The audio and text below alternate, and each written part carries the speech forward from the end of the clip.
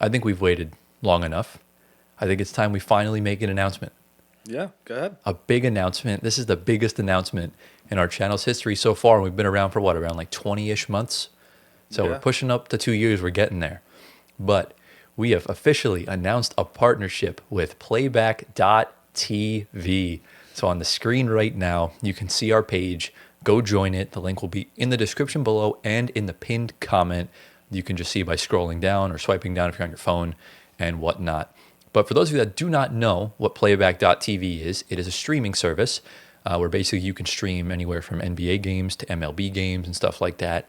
And, it's essentially doing live watch-alongs because, on YouTube, if you ever wanted to do that, you can't put the game on the screen because your stream will get, copyright striked and you'll get, taken down and demonetized and everything like that. Yeah. Because we're partnered with Playback, they gave us special access to every NBA game, which means that we can stream them live while we're on the air on their platform. Wow. So shout out to Brandon with the Playback team and everyone else involved with the company. We're super excited to get started.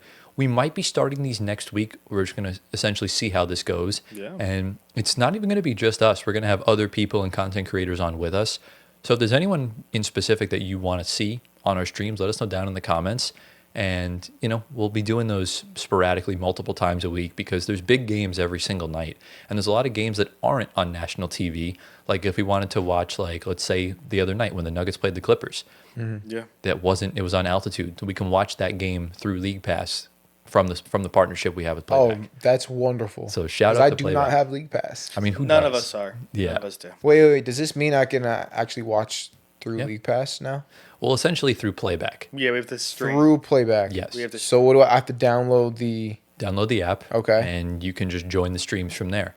And also, Playback on their Twitter does League Pass giveaways. They do. All the time. That. So I'm going to link their Twitter as well in the description. Go check them out. Go follow them. And go check out all the other rooms. And hopefully we can grow our community on there as well. Yeah, shout out to Playback, man. Yeah. By the way, Tyler, when you said that huge announcement, I'm like, what is he about to say? And then I forgot. It was... exactly. Playback is big. They've grown over time. I have some people that I follow from Yankee and Giant Twitter that stream on Playback. Yeah. So great to be joining those guys. Oh, this is good for me too, because now I can stay up a lot later now because usually by 8 o'clock this time I am sleeping. So if Tyler texts me that I need to stay up, oh boy, then I'm so happy I'm not going to fall asleep early because I hate falling asleep really early sometimes. Yeah. So I can stay up and just... I don't got to go to bed, go right to bed. Best part, too, you don't even need me. If you want to just stream a game on your own, feel free. That's true, yeah. You can bring up other people with you, so... Yo, that's fire. Can we do that? No, absolutely. You can. If you want to stream one game or if I join, when I get home from work, I I'm not going to stream in my house, bro. There's too much hectic chaos going on. Then, but I might pull up to your house. What you're going to do? You're going to go outside in your car. Start in the car? Start it, and you're going to stream in the car. Yeah, no, you should probably come here. He'll go to his room, and I'll be at home, so I'll be able to do that from there. Yeah, that's fine. That works. So, and then we can bring up people from the stage and everything of that nature. That would be so far, yeah. So just make sure you guys send me your personal stuff so I can make you guys contributors on the thing because one of us is going to be using the Floor Spacer account. Like our social security number? No. No. What? Your Playback profile, your personal. Yeah, I got to make mine. Okay. I have to make mine. Okay. So I already have mine. So we'll get that set up, and we can't wait for you guys to join. Again, link down below and in the pinned comment. It's at Floor Spacer Pod on Playback. And when we go to our normal screen, you're going to see at the bottom, no more Apple Podcasts. That's our darkest secret. We have not been on Apple Podcasts yet. I'm trying everything I can. So anyone knows, let us know. But now it says Spotify and Playback. Yeah. All right. And that's perfect. Beautiful. Obviously today, as you can tell by the title and the thumbnail, it's episode 83. And you saw us last week. We chose 15 players that we were going to buy stock in for this season. Today, we're doing quite the opposite. We're going to be picking 15 players that we're going to sell stock in. So these are essentially guys that are good and are on the decline, guys that really aren't going to amount to anything anymore and we think are going to take declines throughout the season. So some of these will be projections. Some of them will be blatantly obvious. And we'll kind of see how that goes. Obviously, you guys, if you guys enjoyed today's video, be sure to drop a like, subscribe to the channel, get us to 9K by Christmas Day.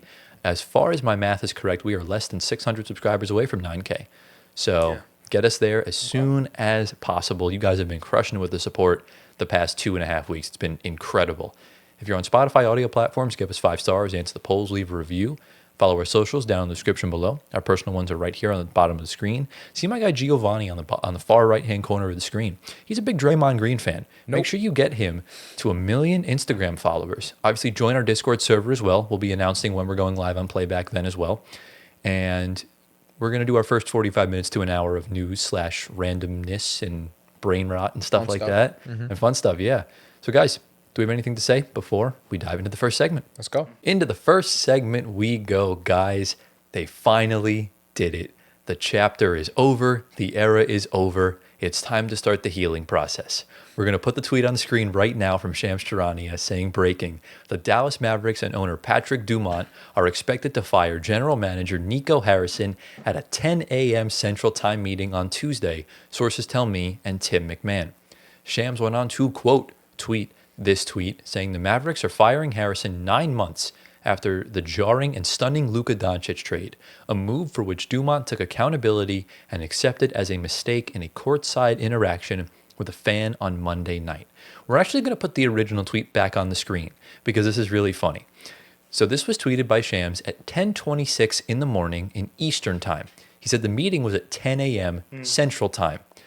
So this dude, Nico, pretty much saw the tweet as he was on his way to the meeting saying, oh, well, I know what's going to happen now, that he was going to get fired. Wow. Okay. Because, I mean, we knew over the past couple of days that he was going to lose his job regarding, like all of what happened, surrounding these situations. I have a few more tweets we're going to put on the screen right now. I might as well just get them all out of the way. Yeah. More stuff came out regarding Nico Harrison. There is a tweet from Bleacher Report saying Anthony Davis tried to convince the Mavs to let him play, and former GM Nico Harrison urged him to return, but the team medical staff cited the potential for a torn Achilles if he returned too soon. Remember, last week he had the calf strain. Yeah. And we saw what happened with both Damian Lillard and with Tyrese Halliburton, and we saw it with Kevin Durant in the finals in 2019. Yes, sir. When you strain your calf, you're putting your Achilles at risk because your body's already weak in that spot, and you're trying to compensate. So as soon as something like that happens, and we know how fragile AD is anyways, it's just not a good look. No. So AD said he wanted to play? He wanted to play, But, yeah. Nico was AD, urging. bro. It's not worth it, bro. It's not worth it. Just rest. We're going to put another tweet on the screen. This is from Shams, but it's an open letter from Mavs owner Patrick Dumont to the Dallas Mavericks fan base, saying, Dear Mavs family, on May 30th, 2024, the Mavericks won the Western Conference Championship. We came up short in the NBA Finals, but we all agreed our future was bright. As fans of this franchise, you have every right to demand a commitment to success from us. No one associated with the Mavericks organization is happy with the start of what we all believed would be a promising season. You have high expectations for the Mavericks, and I share them with you. When the results don't meet expectations, it's my responsibility to act. I've made the decision to part ways with General Manager Nico Harrison. Through the majority of the 2025-26 season remains to be played, and I know our players are deeply committed to a winning culture. This decision was critical to moving our franchise forward in a positive direction. I understand the profound impact these difficult last several months have had. Please know that I am fully committed to the success of the Mavericks. Thank you for your support. Thank you for holding us accountable, and thank you for your passion and for your patience. You deserve transparency and a team that reflects your spirit. Our goal is to return to winning basketball to Dallas and win championships. Our family is committed to that mission and to continuing to invest in Dallas and the Mavericks' future. Please join me in continuing to cheer on our players and supporting all of those who work to make this organization the best it can be. Go Mavs. Thank you, Patrick. It's a nice So statement. very promising considering no one really knew the dedication that the owners had. There was rumors of them potentially going to Vegas because of all the casinos they own. And we're going to put one more tweet on the screen from the NBA Central saying Nico Harrison is going to take some time away to focus on himself and his family after dealing with a tough situation, according to him in air quotes. Yeah, of course. Said he's in good spirits.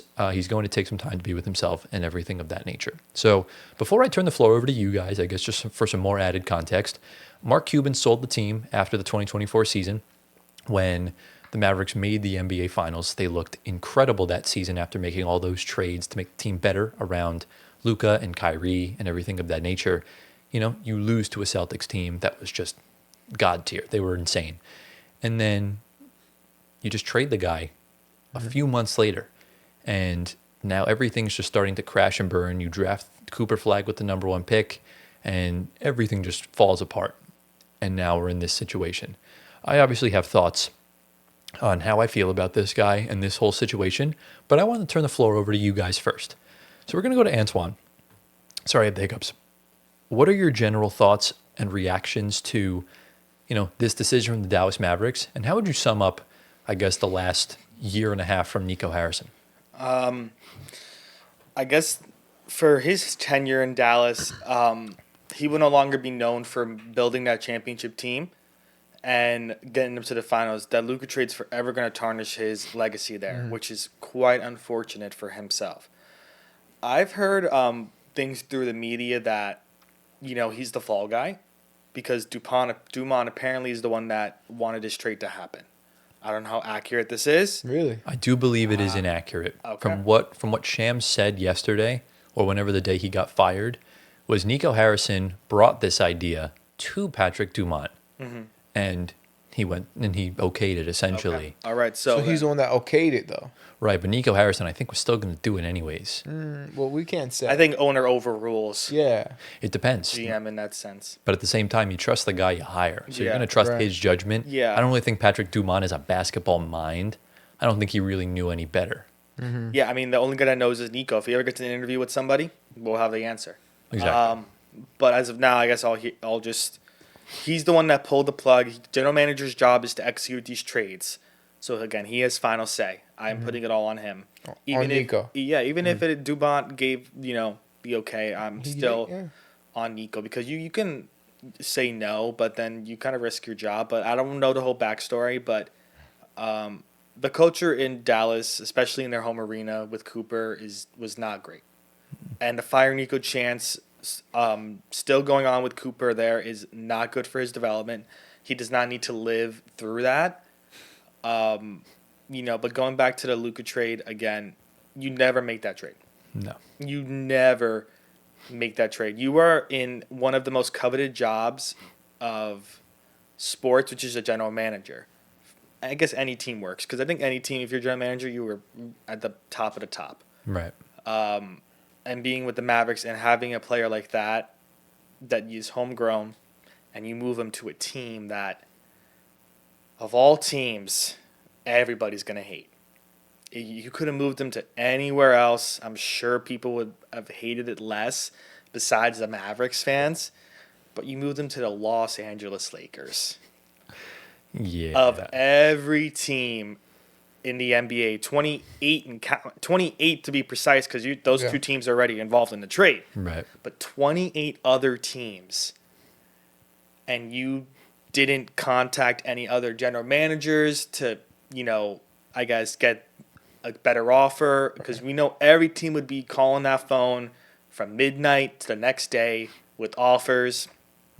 But just didn't happen. It was a Lakers thing, and again, a lot of conspiracies with that. NBA conspiracy. A lot of conspiracies with the draft lottery. Yeah. We can go on and on about that, but again, Nico needed to go. I think it's for that team to move forward, you got to get rid of all the fire that's going on, and Nico was the last remaining part of that fire going on because of just what occurred. And you got to clear house, especially after something like that happens, and how the team is starting this year, especially with AD again being injured 5 games in, and the team not looking good. Clay, Kyrie's coming back from injury.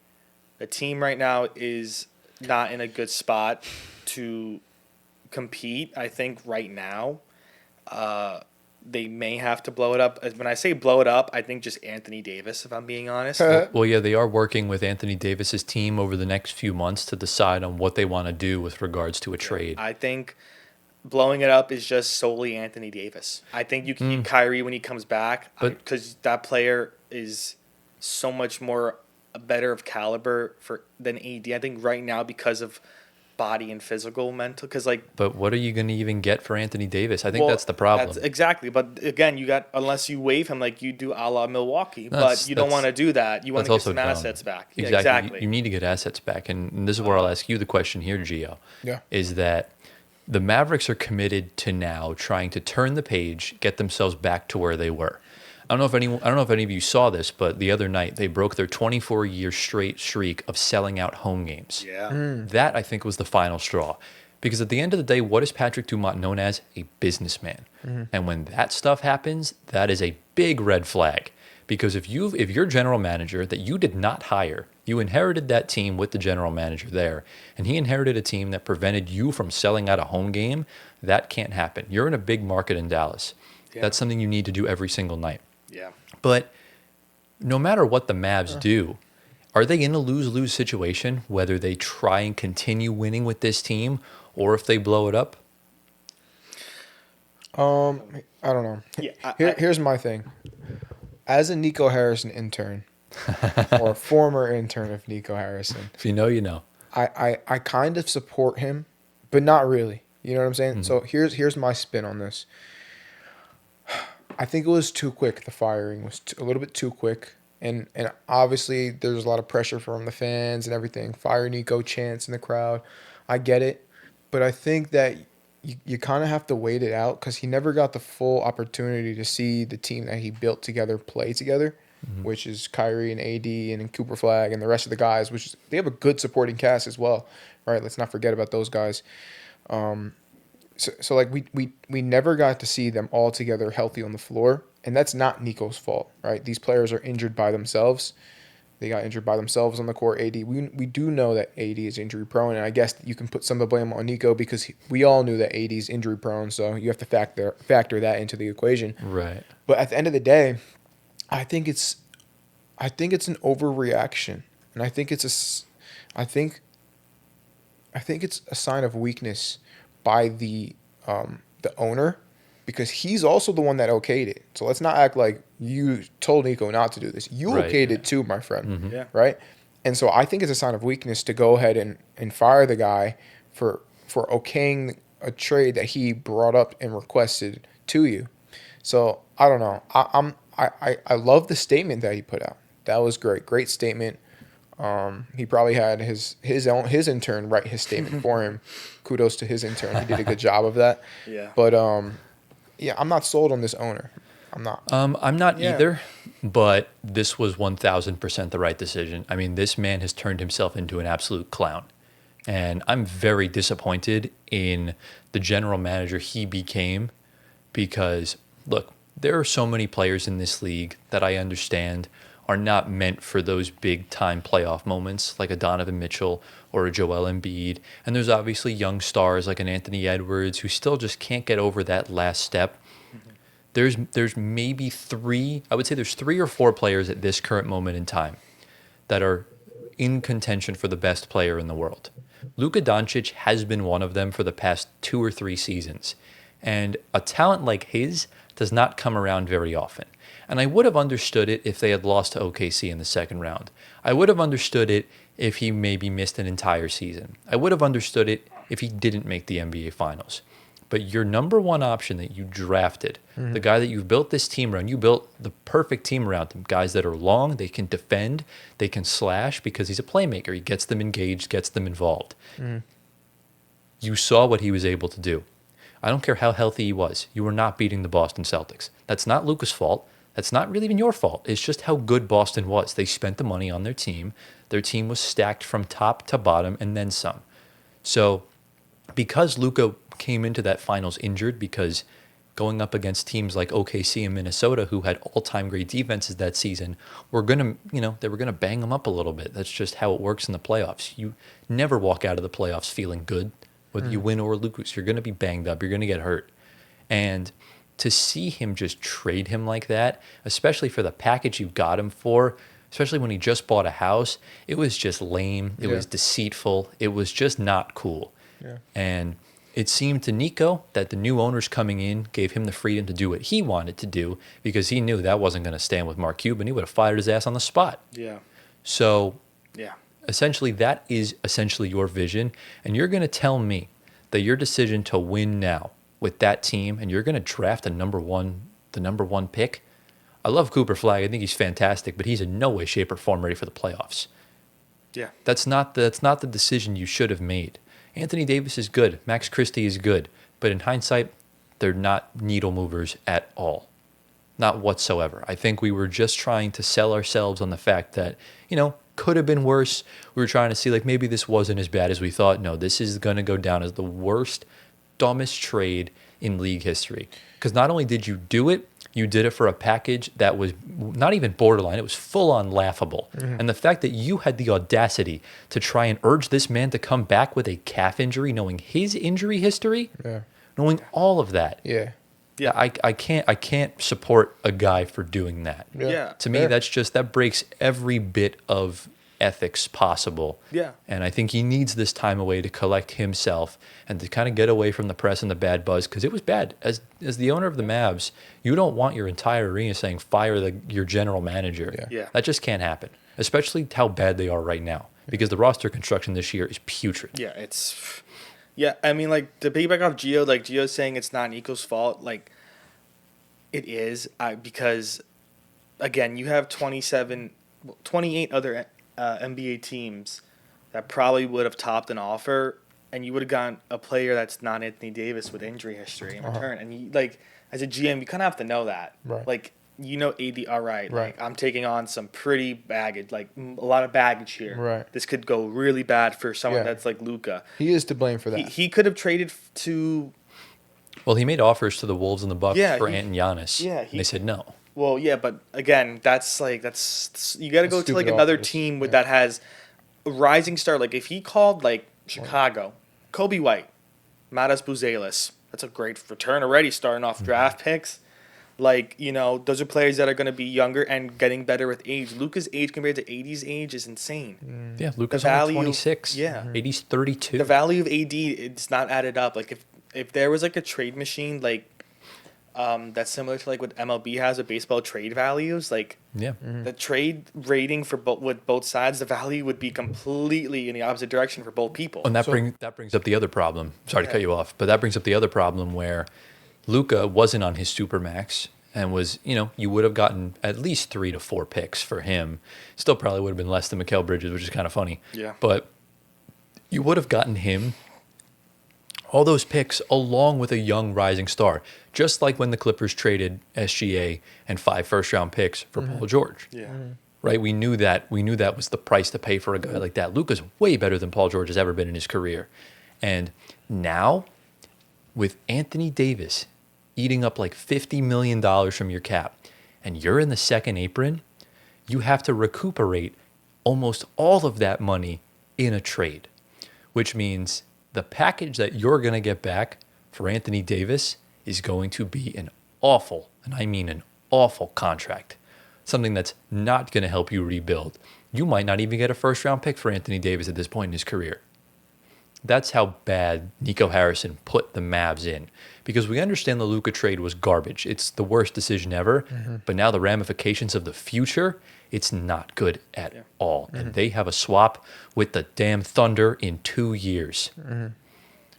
I can't even imagine. The Thunder already might have 4 first-round picks in next year's draft. They could win the lottery. Now, the Thunder is a great example of a good general manager. Yeah.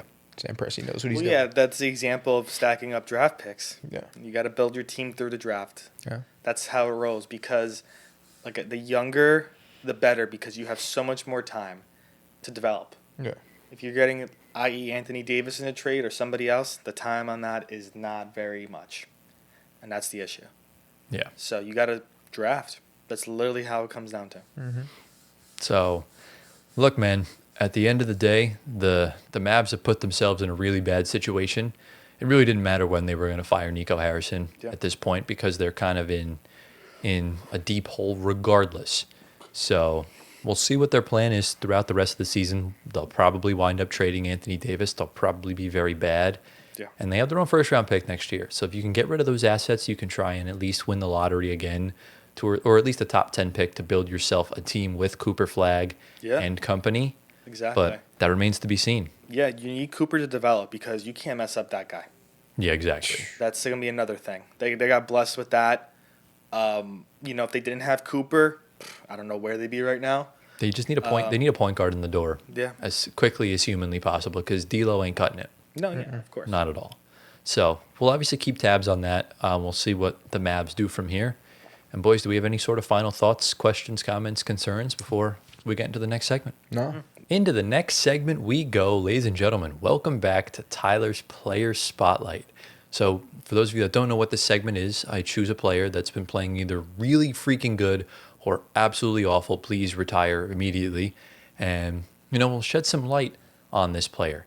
And I'm trying to think, last week we did a team spotlight on the Chicago Bulls. So if you want to go check that out, there will be a link to episode 82 down in the description. Go watch it. Unfortunately, we kind of jinxed them because they're starting to come back down to earth. Yeah. I know they're dealing with some injuries as well, so that's kind of an unfortunate sight to see.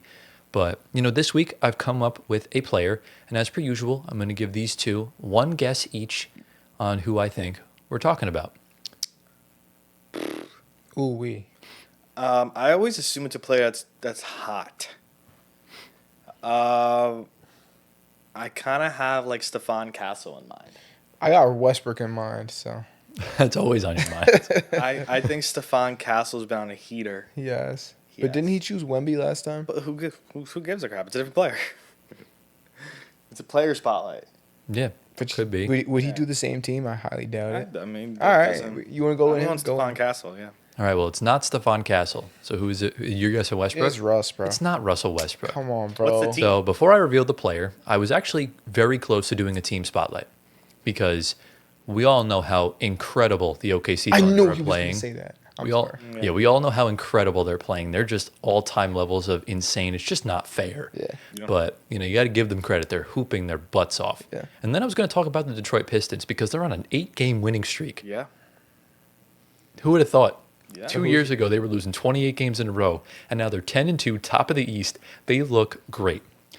Until I saw what Nikola Jokic did last night. Oh. Oh. Yeah. Oh. He's so good, it's boring, bro. Yeah. Like, come on. Like, he's so good, it's just like, oh, Nikola Jokic again. Like, But- you know what I'm saying? Like, The thing is, we're so acclimated to how insane he's I playing. know. He's getting better. stop it. He's getting better. Is he actually getting He's better? actually getting better. What are you seeing him improving? Well, I got some numbers for you if you want me Please. to talk about it. So, obviously, we know he started the season out a little bit slow in the first 2 games, didn't look the most locked in, stuff like that. And then all of a sudden, the last 5-6 games, he's just gone on an absolute tear, just destroying anyone in front of him. Yeah. Last night against the Los Angeles Clippers, I don't know if you saw the game. Yeah. You probably didn't. I did not. Last night, he had 55 points, 12 rebounds, 6 assists on 18 of 23 from the field. He missed 5 shots and went 5 of 6 from 3. He was a plus 28. How many free throws did bro shoot? He only had, I think, like 10. 14 of 16. 14 to 16. But he had 52 at the end of the third quarter. Okay, that's ridiculous. Ridiculous. What? He came in for like 2 minutes in the fourth because the Nuggets couldn't make a shot. They went like 4 minutes without scoring. And Figures. Ty Lue said after the game, we wanted to just make him a scorer, cut off his passing, and then he said, I didn't think he'd score 55. He had 25 at the end of the first quarter, the most any center has scored in the first quarter in NBA history. Even more than Wilt, bro?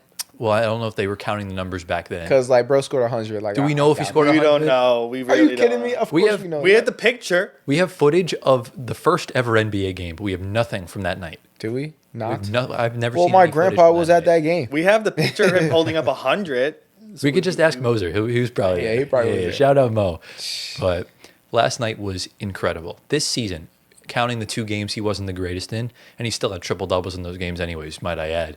He's averaging 29 points, 13 rebounds, 11 assists, 2 steals on 68% from the field, 42% from 3, and 86% from the free throw line.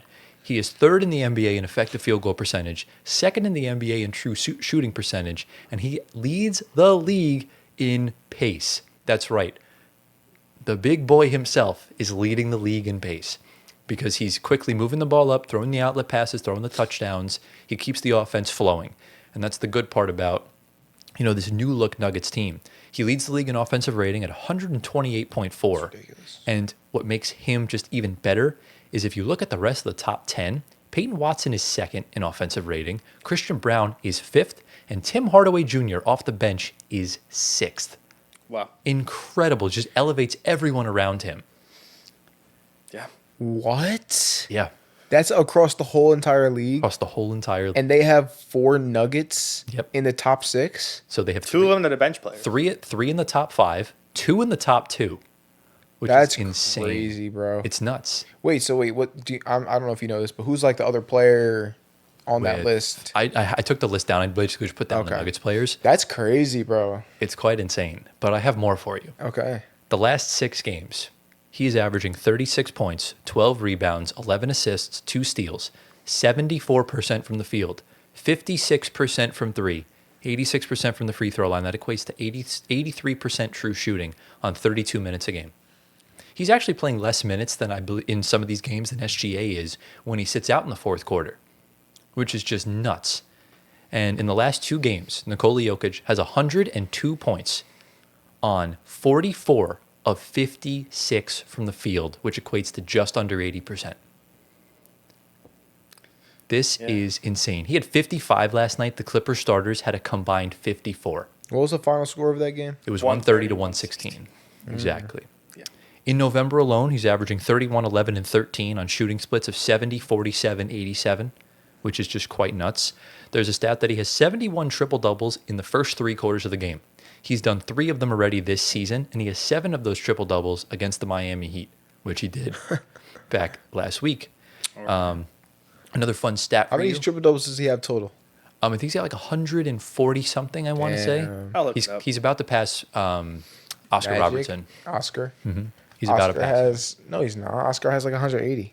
Jokic is at 170. Okay, so he's at Oscar's 170. at 181. Yeah, Ooh. who's going to pass him? And Russ is at 204. He actually just got his 204th the other night. Yeah. But another cool stat, we all know the incredible inefficient night Cade Cunningham had. Yeah. Yeah. He actually missed more shots that night than Nikola Jokic has in the past 6 games combined. Okay. The efficiency is just off the damn charts. Let's put a couple tweets on the screen, Bro, shall when we? you put it that way, it's like, all right, bro. Like, what are we doing? Jokic is the best player in the NBA. Did we forget? Let's put a couple tweets on the screen right now. Yeah. This is a tweet from the All NBA podcast, and these are just like the best games of like all time based on statistics, and as far as the top main games, out of the top 10, Nikola Jokic has 6 of them. Wait, top 10 Some what? of the best statistical games when it comes to like number of direct touches and points per touch. All Because- time? Exactly, yeah. He's up He has there with 6 out of he's- the 10. He's number 1, number 2. The game actually the other day was number 2. Then some of Embiid's games, one of Sabonis's games with the Pacers. It's basically just Oh, like current players. no, it's just all time, but it's just those 3 players are the only ones that are on this list. Okay, well, Based then that on- has to be a center. Well, because they good for centers. They all command the ball. They Okay. are the ones that have the most touches per game. I think Jokic had like 120 touches per game. Halliburton was second at like 80. So he's got like a huge swing factor there. He touches the ball way more paws than most. And then Wow. another cool tweet. This is from Jake Coyne saying in NBA history, only one player has ever done each of these in the same season, which is a 50-point game, 30, 15, and 15 in a game, and a 25-point game without attempting a single free throw. Not only is Nikola Jokic the only player in NBA history to do that, he did all 3 this season, which is just nuts. And I believe he also did it last season. And then You said 20 points without attempting a single. 25 points without attempting a free throw, and a 50-point game, and a 30-point, 15 rebound, 15 assist game, which he did last season as That's well. cool, but at the same time, I feel like sometimes these guys come up with random stats. But it's like, the all truth. right, When you're Yeah. the only player to do it's it. a random stat, but it's impressive. It's impressive. It's And then the impressive. final 2, I went on to cleaning the glass because it's a good way to tell value because it shows the on-off statistics. Right. When Nikola Jokic is on the floor, remember when I said because he had help, I wanted him to be lower in expected wins because when he's off the floor, I don't want the team to be Yeah. dog. He's still plus 52 Well, of course. in expected wins. And when Jokic is on the floor, per 100 possessions, the Nuggets are outscoring their opponents by 47 points.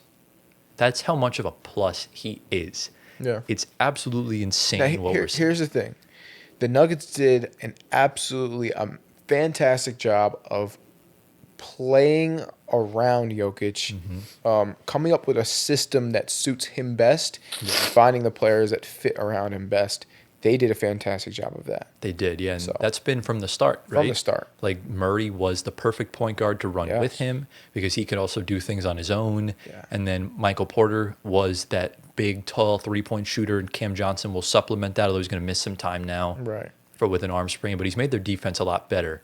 And then Aaron Gordon's the piece that ties it all together. And then Yeah. that shooting guard spot has always been interchangeable between Will Barton, Christian Brown, KCP, and whoever comes out from there. Whoever. And Valanciunas has been such a luxury for He's them been off the bench. fantastic He's off been the incredible bench. for them. He's been like a second Jokic for them. Exactly. He's not even a backup center caliber. He's a starting center. Yeah. So that just speaks volumes. But Yeah. as far as what he got better with this season, I think it's just all across the board. He's just continuing to elevate his game, but the efficiency in specific. Right. And he missed 11 shots over the past like 2 to 3 games. Do you think teams are trying to take a different approach at Jokic because they know they can't stop him? Well, they passing always and are. facilitating. You're always going to do 2 different things. Like if you have the double bigs in Minnesota, you're going to just send the double at him so he passes out, let the other guys beat you. Yeah. Ty Lue, which I didn't hate the attempt, tried to run him in single coverage, let him score.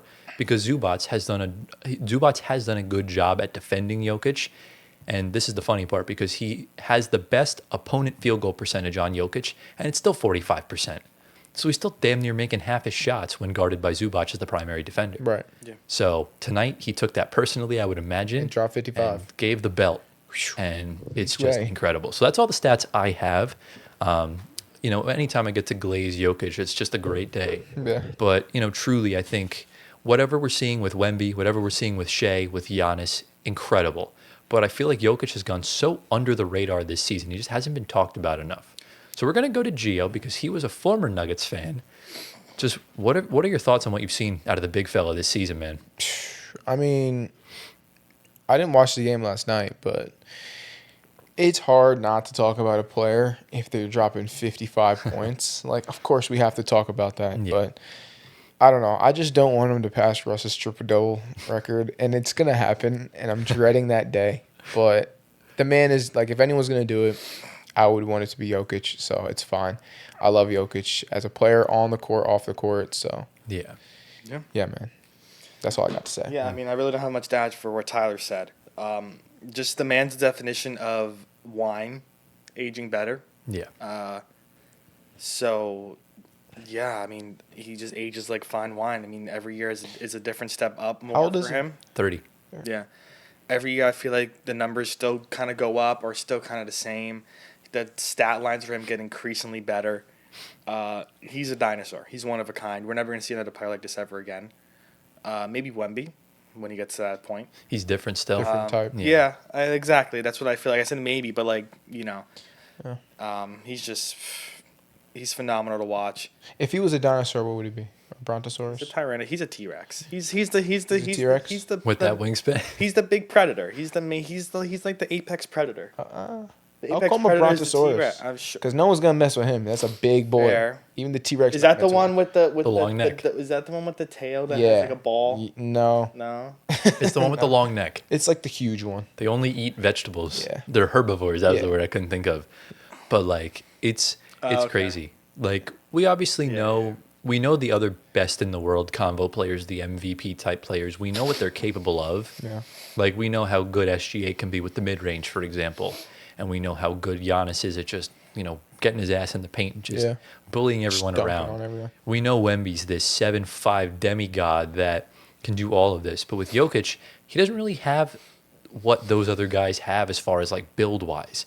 He's just a 6'11" brick wall that's got the softest touch I've ever seen. Yeah. Yeah. And basically nothing affects him. His Exactly. footwork is Hakeem like. It's Yeah. just insane. Yeah. And I don't think he has a weakness. Kendrick Perkins said it himself last night. He or earlier today, he makes Hakeem's great games look like average games. Like we're seeing what guys like Shea's averaging like 31, 6, and 5. That's like an off season for Jokic. Wow. It's insane the way we're seeing. And the debate now is coming up is this man a top 5 center of all time? Yeah. He's getting there. I think he's already in there, to I be think honest he'll be with in you. there. I think when you're that good and you already have 3 MVPs, you really should have 5 in a row. But the fact that he has 3 MVPs, he has the championship, including the stats in that playoff run. I mean, I would say he's a top 5 center. Let me see. 1, 2, 3. I mean, there's Shaq, there's Shaq, Wilt, there's Shaq, Kareem, Bill, Bill. Hakeem, Wilt. Maybe just outside. Dude. 6. He's 5. At the end of the season, he's gonna pass one of them. I think he's definitely past Wilt. for sure. Because I'm fine with that. while Well, listen, while bro. Wilt averaged all those stats, like the fact that Jokic is the only other player averaging like having games that only Wilt has done, and he's doing this in the modern NBA with all this talent and everything of that nature. I can't say he's better than Wilt yet. You can make the argument with Hakeem. I don't think Bill just because of the rings. I think he's better than Kareem- Bill. I think Bill's rings are overrated. But I think Wilt, Yeah, he's a different breed. I would bro. say Wilt. Yeah, I think better than Wilt. I'm fine with. I'll say better than Bill. the definites. He's definitely not better than Shaq. Kareem and Shaq. Kareem, Those are no. two I think definites. Shaq Yeah. is still the. I think Kareem's definitely the best center of all time. I would say Shaq is, but that's fine. Yeah, I think it's Kareem, then Shaq, and then you can decide between Wilt, Bill, Hakeem, and even Jokic can be in that conversation. Yeah, Right, exactly. right. I think like once he gets another championship, hopefully he does get another championship, he will firmly cement, I believe, sure. top 10 all time. Because he's already on Yeah, the cusp I of agree. that. He's already a top 15 player at worst. I agree. And I think just the way he can keep elevating, especially if he knocks off guys like Shea and Luka in the playoffs, I think it's just only right if that's the case. Yeah, you need at least 2 to 3 rings to get into the top 10. Exactly, yeah. so. Hakeem's the only one that's in that realm with 2 rings. Yeah. So everyone else, like, the only other player that's pretty high up with 1 ring is realistically like Dirk, and he's already Yeah. like It's top because 20. those, if you have 1 ring or 2 rings, those have the very valuable rings. Dirk's Exactly. is very valuable. Right. But like KD has like 3 rings, but they're not 2. as valuable, or 2 rings, but they're not as valuable. You know what I'm Exactly. And I think what Jokic did in his first playoff run, based on the statistics he had, averaging a triple-double, leading in points, rebounds, assists, shooting 48% from 3, that's a ring that has value Yeah, to it. that's valuable. And you knocked off, I mean, look at who you knocked off. You knocked off Cat, Ant in the first round, then Devin Booker, Kevin Durant in the second round, then LeBron and AD in the Western Conference Finals, and then Jimmy Butler and Bam Adebayo in the finals. That's a pretty good resume of stars that you knocked out. Yeah. And you did that only losing 4 games. So that's pretty impressive. Yeah. But, that's kind of all I had regarding the statistics and what we've seen from Jokic this season. I felt like he hasn't been talked about enough, so I thought, why not talk about it again? I like it. Our yearly Jokic is breaking the NBA. Yeah, video. literally. So- Monthly, bro. Stay tuned for that segment. But, boys, do we have any sort of final thoughts, questions, comments, concerns before we dive into the next segment? No. Into the next segment we go. Ladies and gentlemen, welcome to part number 2 of the Floor Spacer podcast ranking NBA Cup courts for this season. We'll probably find a shorter version of that at some point down the line whenever we do stuff like this, but it is what it is. So obviously, every year the NBA releases a court for all 30 teams for this year's NBA Cup.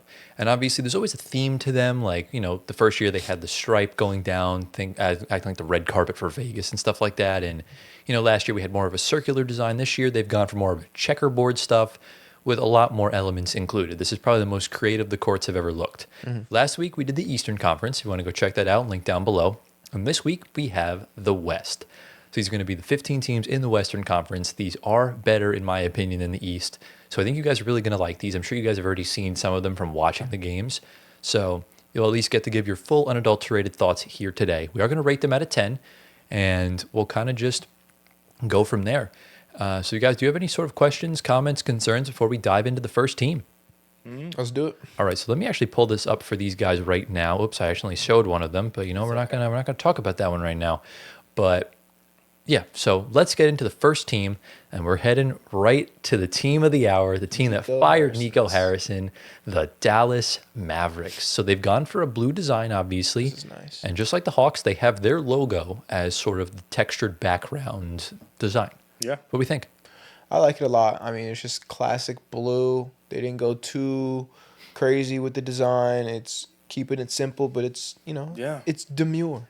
That's my first time using that word, by the way. You're going to start using that a lot more often Now I'm now, going aren't you? to, yeah. Yeah. What I like about this is that one of my main problems with the Eastern Conference courts was a lot of the text fonts clashed with the court. Yeah. Like it really wouldn't pop.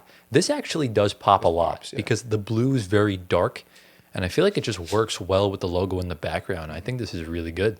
Yeah, I have no issues with this, and I love blue Yeah. tremendously. because I'm wearing it Like too. this outer layer is Antoine's color palette. Oh It yeah, is. Like, I love it. This is probably a 9.5 Wow. for me. I don't like it that much. I think I'd probably give this like an 8.4 out of 10. Yeah, I give it an 8.5. There's just not enough going on for it to kind of like be in the Simplicity. nines. Yeah. It needs to blow me away. Nines are like a wow factor. Yeah. Yeah. Okay. I do like though that they have like the Dallas Mavericks like in between with the text at the bottom. oh yeah, yeah, I that's see cool. that. But I've also Yeah, just yeah. never liked this Dallas text. It just really wasn't my thing. Yeah, Okay. I get it. Fair. But obviously, let us know down in the comments what you guys think of these courts. Let us know which one's your favorite and all that stuff. Yeah. And let's get into the second team. We are heading to Gio's former favorite team of all time, the Denver Nuggets. So they've gone for a red court, which I've been really wanting them to do because like that's their tertiary color, another cool vocab word that always just looks really nice. They have obviously their alternate logo as the textured background with the yellow Denver font. Yeah, this is cool. Like, I don't think. I mean, this shade of red is so different. It's like almost burgundy, which is kind of nice. Pretty much, yeah. But yeah, I'm a big fan. And I like the Denver in the middle, even though it's similar color to the cup behind it. It still pops.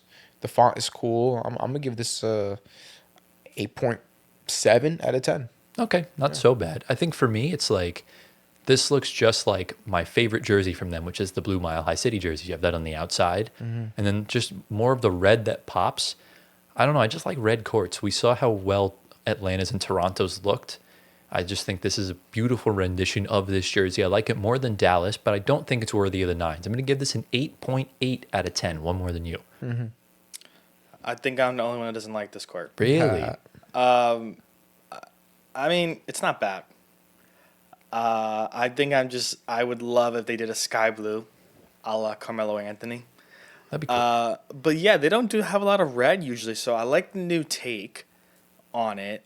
The red is actually not that bright, which is a good thing because I feel like if it was like the Bulls red, it's a little like It would just be wow, yeah, a little too much. This is a little dimmed and faded, so Right. I like it a lot more. I'd probably go like 8.3.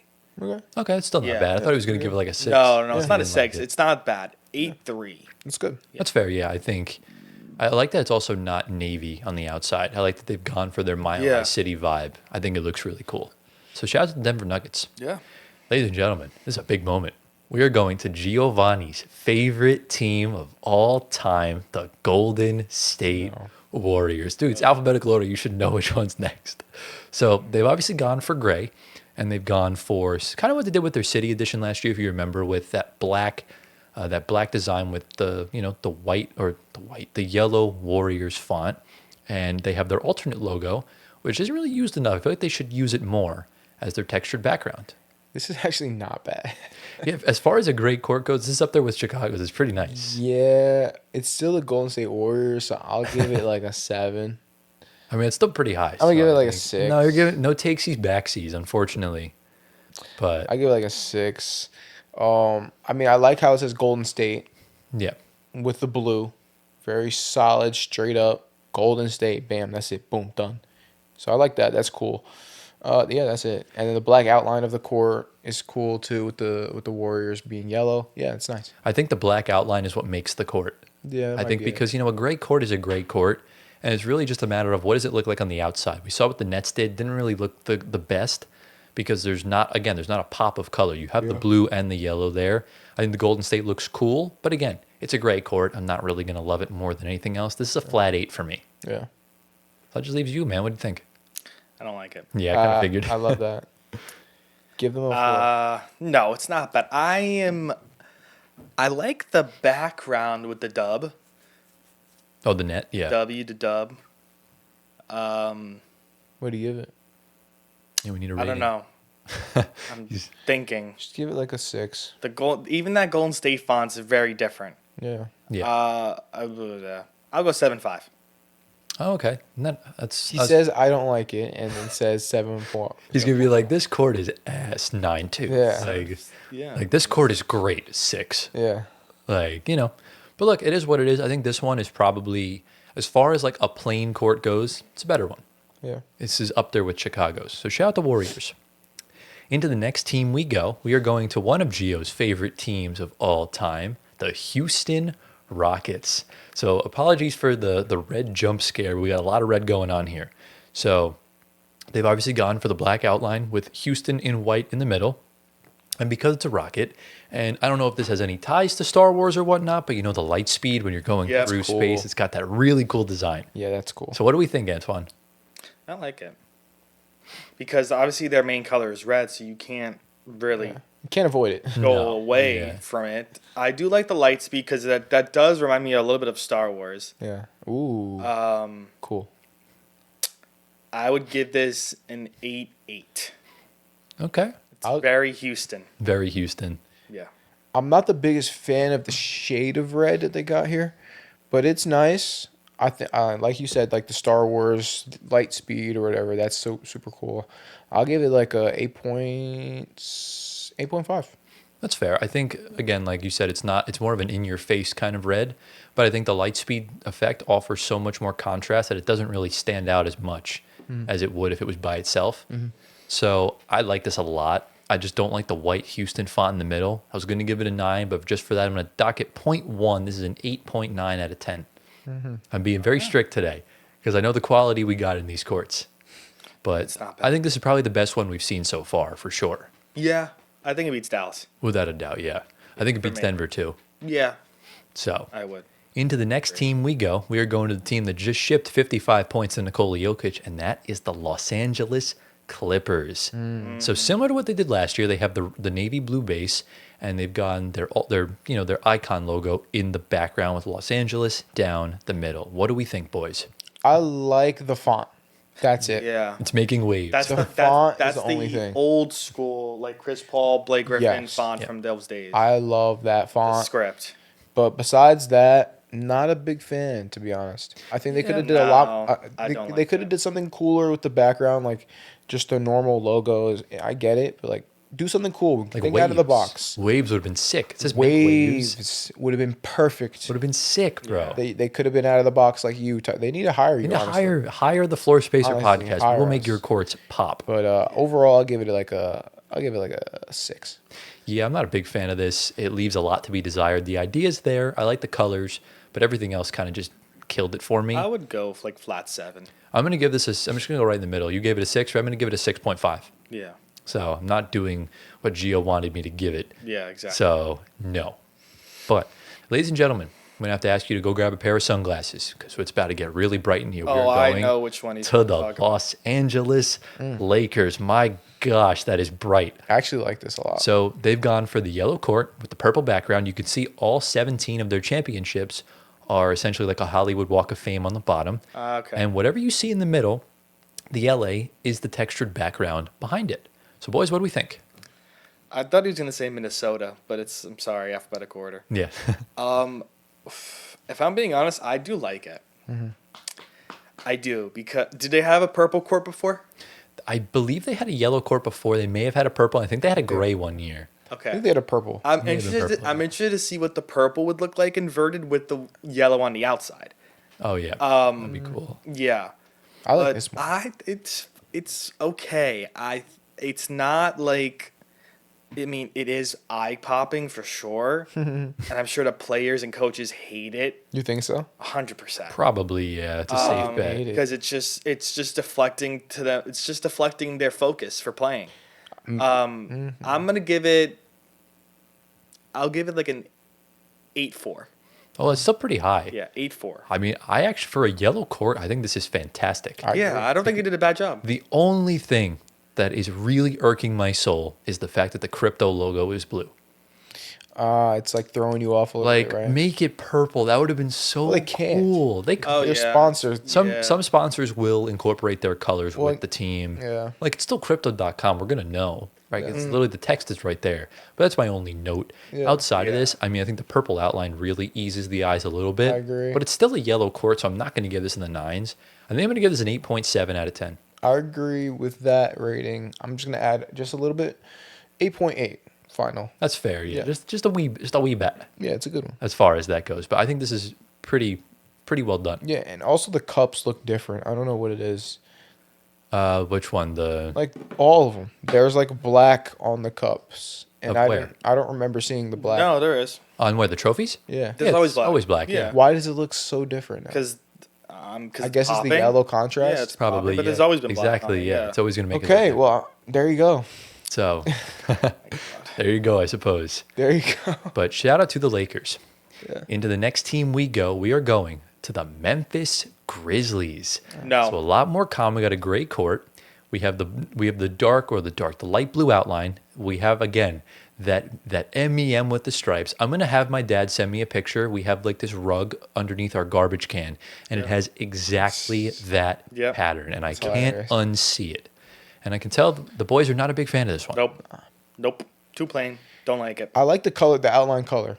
Yeah, That's a Oh, yeah, cool color. that's Like a, nice. what That- kind of color is that? it's like this That's soft their blue. It's like a teal. Yeah. No, it's not a teal. It's It's not more like a teal. soft sky blue. Yeah.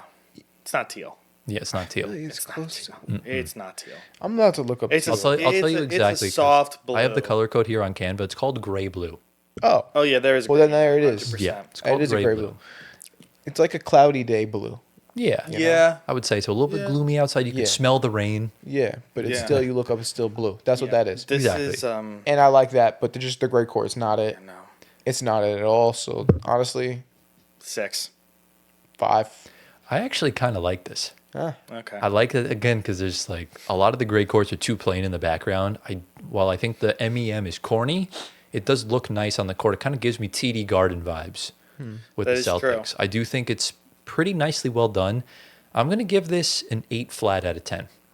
Okay. I'm a pretty decent fan of this kind of court. I think it's really cool. Okay. So, all right, now we are getting to the court that you had promised. Boys, grab your sunglasses, grab your solar eclipse Minnesota. glasses. It is time for the Minnesota Timberwolves. This Okay. court went viral across the internet. It's got a green base with the gray outline and the trees in the middle. Antoine, I know you're itching to talk about it. I mean, it doesn't look bad here in the picture though. Right, yeah. That's like it looks phenomenal. Does it though? You can see It looks a lot brighter. you can see on the court in In person, it, like the color reflects off the players. It looks a lot brighter. It looks tacky to me. It does, yeah. Yeah, I do get that. Going off of like in person, it looks awful. This photo though makes it look so much better. If I'm basing it off the photo, it is a 8.7. Wow. Just off the photo. Yeah. But in person, from what I saw, it's like a 5. So if we're Yeah. averaging that in the middle, it's probably between like a 6.8, 6.9, 6.7. Oh no. I'm glad you realized that. But, Yeah, I but mean, it's- I hate the middle. Like, the white font does not mesh well at all. Yeah. And again, just with the Knicks, I wish the trees were higher up on the court. Yeah. Take up most of it. Yeah. And, you'd come out better. The gray outline is a big plus. But again, I just don't really like it. I'm going to give this a 5.5 out of 10. Yeah. I'm around that same area. I'll give it a 6. It just looks tacky. This gives me Oregon Ducks vibes. Yeah. Oh, it does. The Yeah. Neon colors, yeah. Now, if they did this gray as the base, dude, Yeah. that would have looked cool. Yeah. But you were saying, no, sorry, I didn't mean to cut you off. No, I mean overall, I mean I like how it looks in the photo, but in person it looks a lot worse. So Oh, that's why exactly. it's averaging to like a 6.5 Right. for me. So Right, exactly. You So know. I understand it. Into the next team we go, we have the New Orleans Pelicans. So very similar to what we saw with the Clippers. It's the navy blue court with the red outline. And just like with Atlanta Hawks, Gio, I know you were a big fan of this. The actual Pelican is the background of this court. So boys, what do we think of this? Because this is very similar to the Clippers. I don't like it. Yeah, I figured because you didn't like the Clippers I one. do not. This is a 6. Yeah, I don't like it. This is a 6. Nothing to really explain here. Not a big fan of the font either. Same thing as the Clippers court. And yeah, this is a 6. Just think of this as like Yeah, the same. think of this as like the Hawks' cousin, and their parents are the Clippers. It's just not as well Yeah, done. it's not. It looks Yeah. just the same. I'm gonna give this. I think it's worse than the Clippers one, to be honest. I'm probably gonna give this just a flat 6 out of 10. Yeah, it's 6. We all Yeah. agree. Yeah. Don't like it at all. How many more teams we got left? 1, 2, 3, 4, 5. We have 6 teams remaining. Into the next one we go.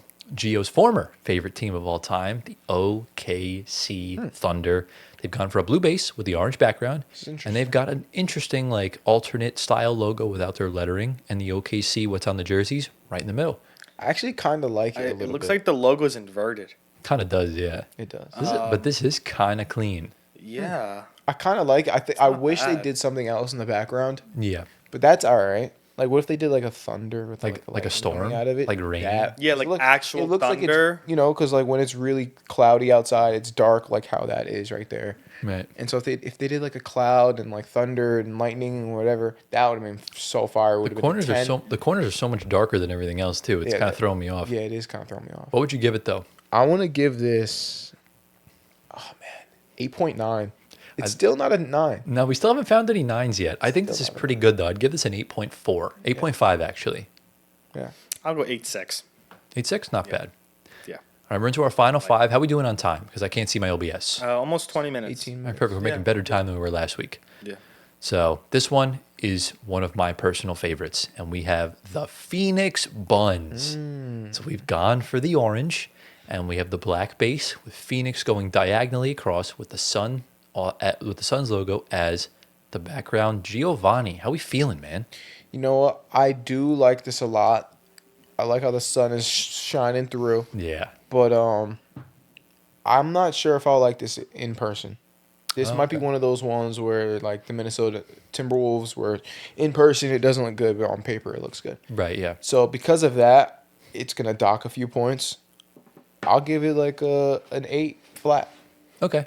I mean, for me, orange is one of, if not my favorite color. I do love the colors. I grew up around orange. Yeah. And I do think this looks really sick. It doesn't seem as bright as the neon green. I think that's just such an offensive color. Yeah. I think this looks really cool.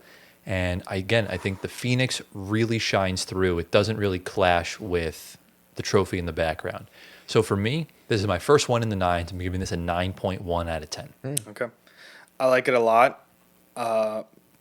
The color orange is not too overpowering, and then the black outline does add contrast to It it. does. A lot. So like I'll go like 8.8. Okay, good. Don't hate it. It's not bad. I think this is don't hate it definitely at my all. favorite so far. Yeah. Yeah. So, not so bad. But, boys, I'm not going to lie to you. It's my favorite for about 2 seconds because the next one is even better. We have the Portland Trailblazers. So, Oh, wow. we have a dark gray base with sort of this rain pattern because we know the Pacific Northwest, it rains like crazy. Yeah. But if you Yeah. notice in the middle of the court, the rain transforms into the Blazers logo Yeah. and the red outline. Boys, thoughts? That's kind of cool. I do like it. I do. It's still gray though. But it looks really cool in person. Yeah, I'm sure Charcoal it does. gray. You know what? In person. I am sure it does. For the in-person points, it's gonna go up. Oh, for sure, yeah. I'm gonna give this 8.6. It's pretty high. I think it's your highest one yet, no? No. Oh, you've got 8.9. another high one. Yeah. I like it. Ooh. I like the rain design. That's why. The rain design, the red on the outline is kind of throwing me off a little bit. And because the Portland is all white, if there's some red in the Portland logo, Or a maybe. black outline would look Yeah, cool, yeah. I'll go 9 flat.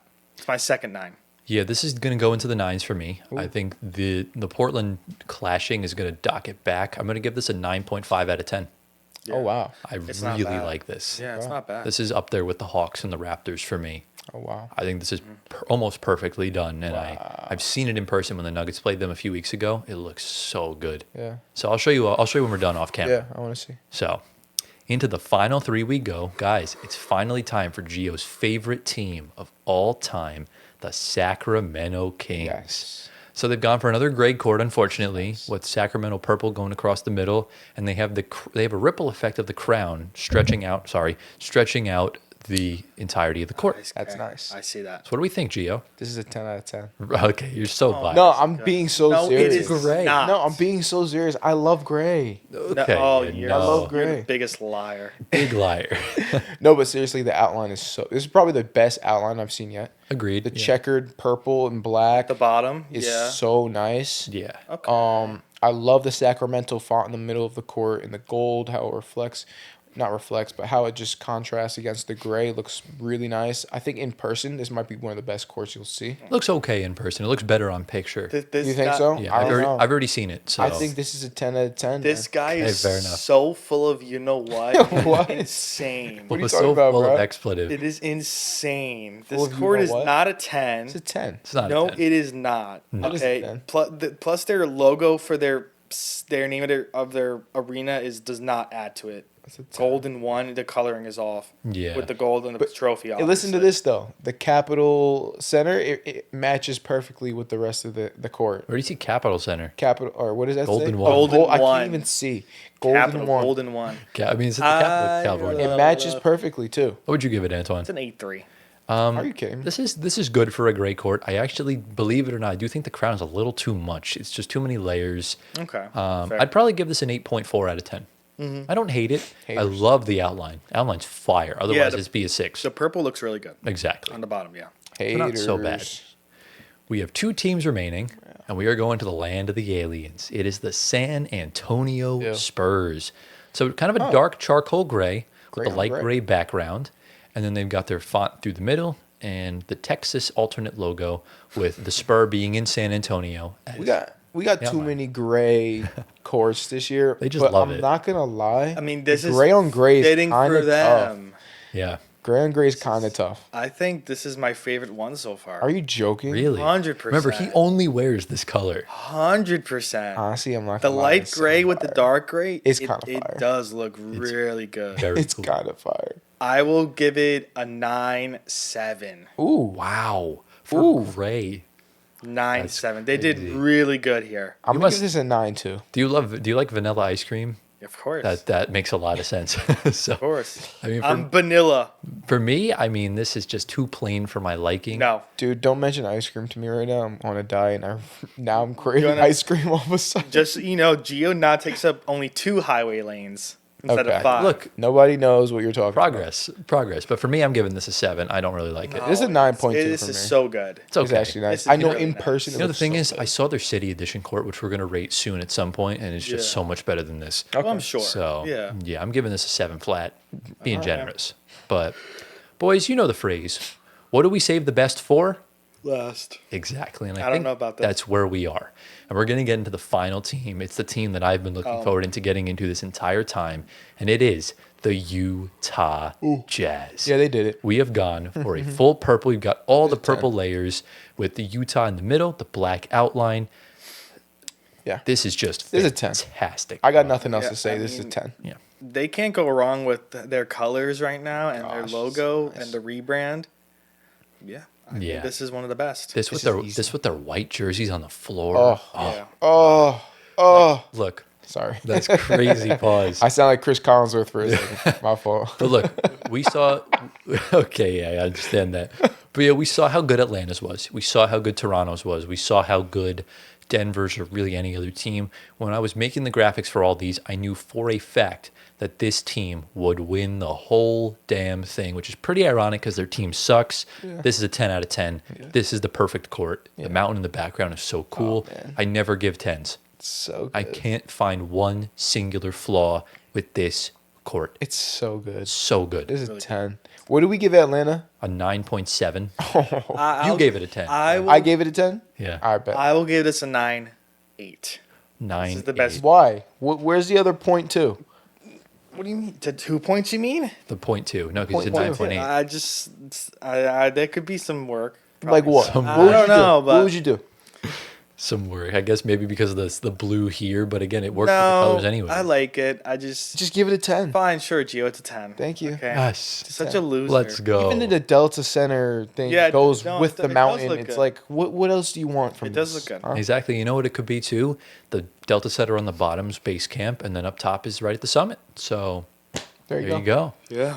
It goes from top to bottom. Every fan matters with the Utah Jazz. And I like cool they have like the cool little textured stuff here in the background. And Yeah. you know, most of the courts, the colors kind of look the same. You really see the differences here with the purple. Yeah. And purple's just so goated. I wish the Kings did something with purple, man. It would have been better. They've always but done it's still a gray. 10, so. Exactly. But no, it's not. Yeah. You said yeah. But shout out to the Utah Jazz. And ladies and gentlemen, that concludes us rating all the NBA Cup courts for this year. Let us know down in the comments who had the best court and which one was your favorite. Yeah. And boys, we've reached that point in the episode. Are we ready to start selling some stocks? Let's do that. Yeah. Into the main segment we go. Ladies and gentlemen, welcome to the Floor Spacer podcast. Sells 15 stocks in 15 NBA players. So basically how this is going to work, we've each been assigned, 10 NBA teams, and out of those 10 teams, we chose 5, and we each have 5 players that we are essentially selling stock in for this season, guys that we think are going to take a dip, that aren't going to be good anymore, kind of stuff like that. And they could be, again, any caliber of player, whether it's an all-star that's fallen off, an old guy that's ready to retire, or just someone that we thought was going to be good and stinks. Exactly, and he's not. So last week we did 15 players that we were buying stock in. If you want to go check that out, link down below. It's one of our best performing episodes to date, so you guys really liked it. We appreciate that. And this week, we're going to start selling stocks, and we're going to go in order. We each have 5. So boys, do we have any sort of questions about the criteria or anything before we dive in? No, these players just suck. Exactly. And this is for this season, by the way. I wouldn't say they suck. I wouldn't say they suck, Yeah. but they're going to at some point. We're just selling stock for this season, like you said. Think Just about it. clarifying this season, not for the, Right, because if you think a company's going to go bankrupt, you want to sell your stock earlier so you make more money on everything of that nature. Exactly. So this is just for this season. Antoine, who's your first player? Let's just dive right in. And mention the team you have too. So I'm gonna start off with a pretty big bang. Ooh, okay. Starting off things Big good. Bang Theory. We're gonna go to New Orleans. Ooh. He's not going who I think he's going. do it. Don't do it, bro. Don't do it. Is it time to eat? There is somebody that I am finally giving up on. Oh, no. I think this is it. I'm sorry, Zion Williamson. No way. No. No. I'm sorry, but the time has come for me. I have nothing left in this guy. Seriously. Wow. And it does hurt me because this was the first team I wrote down, and that was the first name in my head. Yeah. In all honesty, I could have went to DeJounte Murray, but He's hurt. I know. Yeah, exactly. This is the theme here with the Pelicans. I'm sorry. Zion does not have it in him anymore. I'm sorry. You made Gio really upset over there. I think the injury. I'm sorry because 5 games in, again, we're having the same combo every year. Nothing is going to. He's not eating as much, though. Lost a ton of weight. He's coming back this week too. I'm sorry, but nothing is going to change. And I'm sorry, I'm giving up. And I'm He dunked on Wemby. Gio, this is the season. I'm sorry. I mean, I could buy it back if a trade happens. Then he's out of New You're going Orleans. to lose money Yeah. then. But I'm sorry. I really have nothing You have nothing for left him? with him. No, honestly. That's crazy. I'm not ready to sell my Zion stock yet. I'm not either. I'm cherishing that. I have a little cabinet that I'm just storing it inside, and eventually that time will come where I will have to sell it. Yeah. But I think we need to give it its time, its due diligence of him looking not like a sumo wrestler. I think this new not healthy, but this new skinnier fit Zion, I think he just needs the games. He needs more reps. And again, just get out of New Orleans. Yeah. Go to a team that will tolerate your health and a team that will make you want to stay healthy on the floor. Because I don't know what the hell's going on in New Orleans. I don't know what they're feeding them down there and what the water's like, what the air's like. There's a bunch of voodoo in the air, and that's what Dyson Daniels said. I mean, listen, he's played 30 games and under in 3 of his 5 seasons. Yeah, that's obviously not good. But again, it's one of those times where it's like, how good he is when he's on the floor. Right. And the That's Pelicans, why it's so hard to sell. But the Pelicans also just haven't been good enough to where it's vital, because they made one playoff series and lost without Zion, but he played really well in that playing game. Yeah, exactly. Like this I season, agree. we've seen him flourish. It's just, can you rack up the amount of games? It's kind of like the Kawhi situation where we know how incredible Kawhi is. He's just never on the floor, but you can never forget that when he's on the court, he's this insane top 5 defender ever, insane playoff run. I think Zion's capable of having a deep playoff run. It's just the team around him's also just like him, just can't stay healthy. Yeah. Yeah, I would probably say this is a very soft sell for me, but You know what? I would sell too. I really haven't. Because, playing at Duke, we had no issues with this.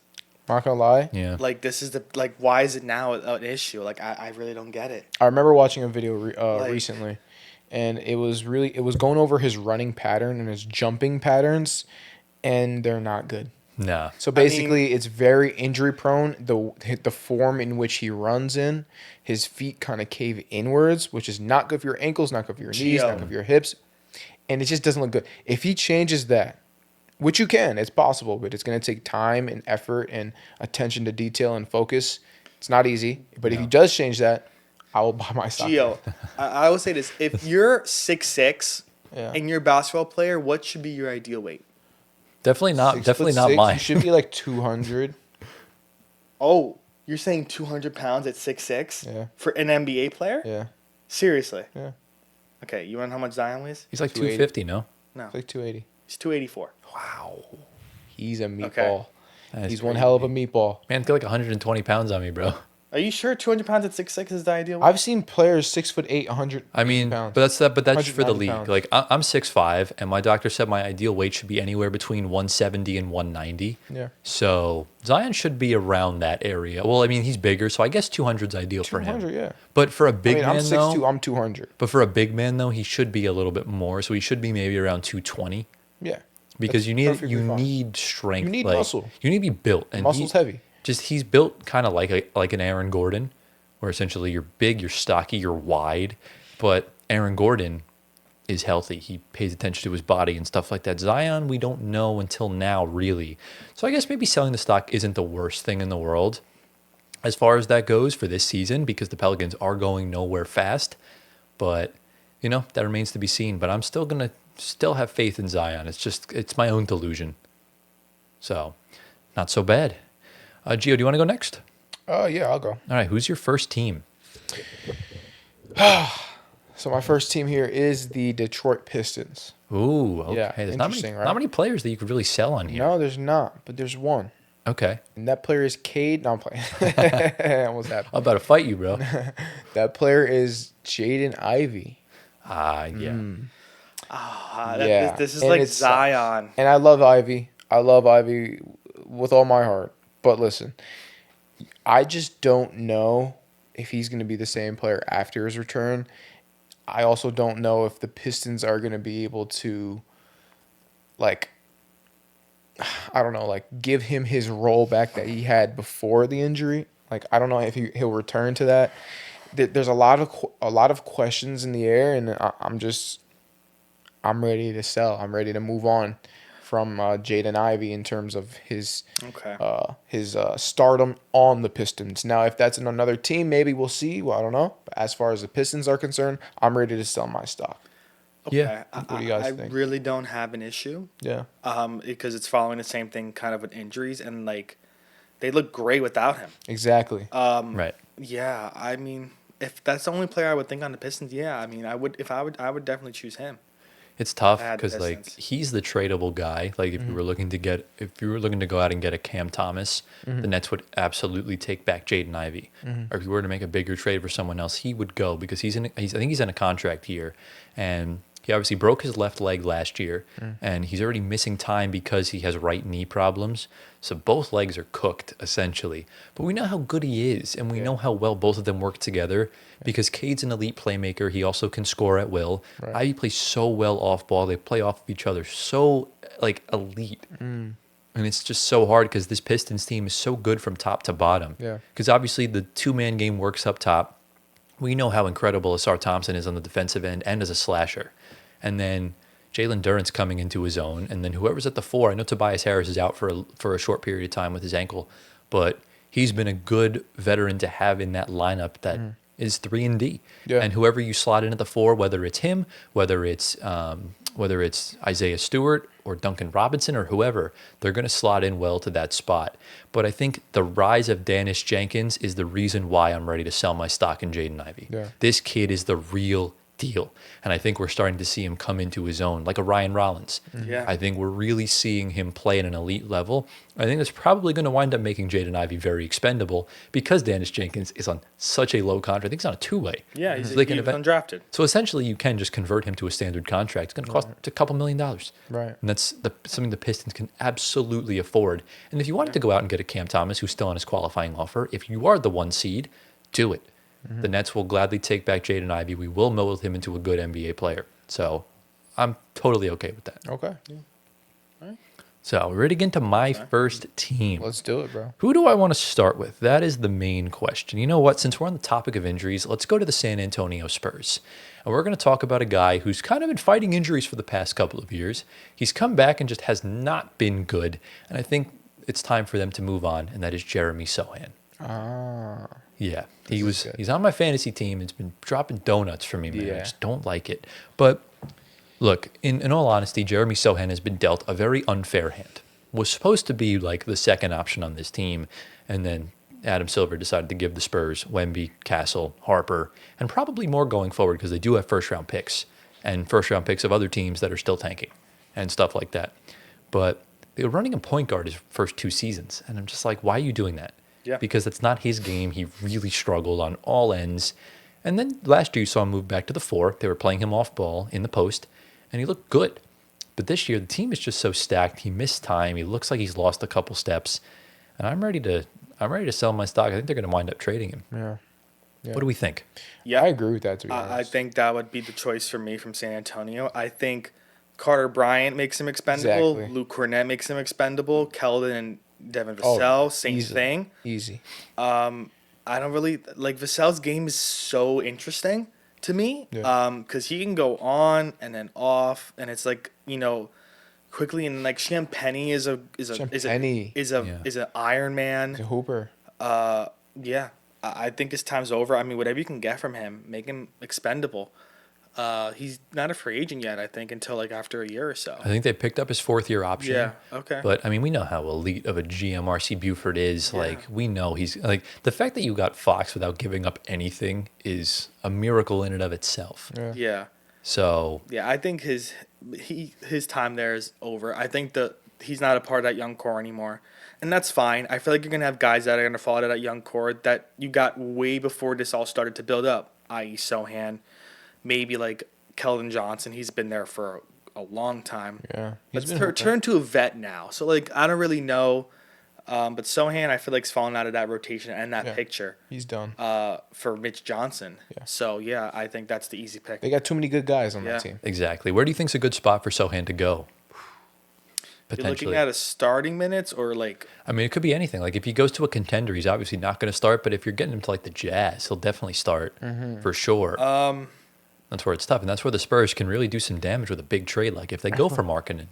I really don't know who needs his play style, his play type. Who's big man Boston? I mean, Detroit could probably use him low-key. Boston. Trade low. Tobias Harris is Yeah. out for a while. He's got a high ankle sprain. Okay. Yeah, you can. But I don't know. There's so many options. I feel like he wouldn't go to a contender. I feel like he would go to a low-tier playoff team. Yeah. Or they just be mean and send him to Brooklyn, or they send him to Utah. I was going to say Brooklyn is or interesting. Washington. Yeah. Or wherever, because there's going to be San Antonio won't make a trade for a salary dump. They're going to want something back that they can use for their playoff run.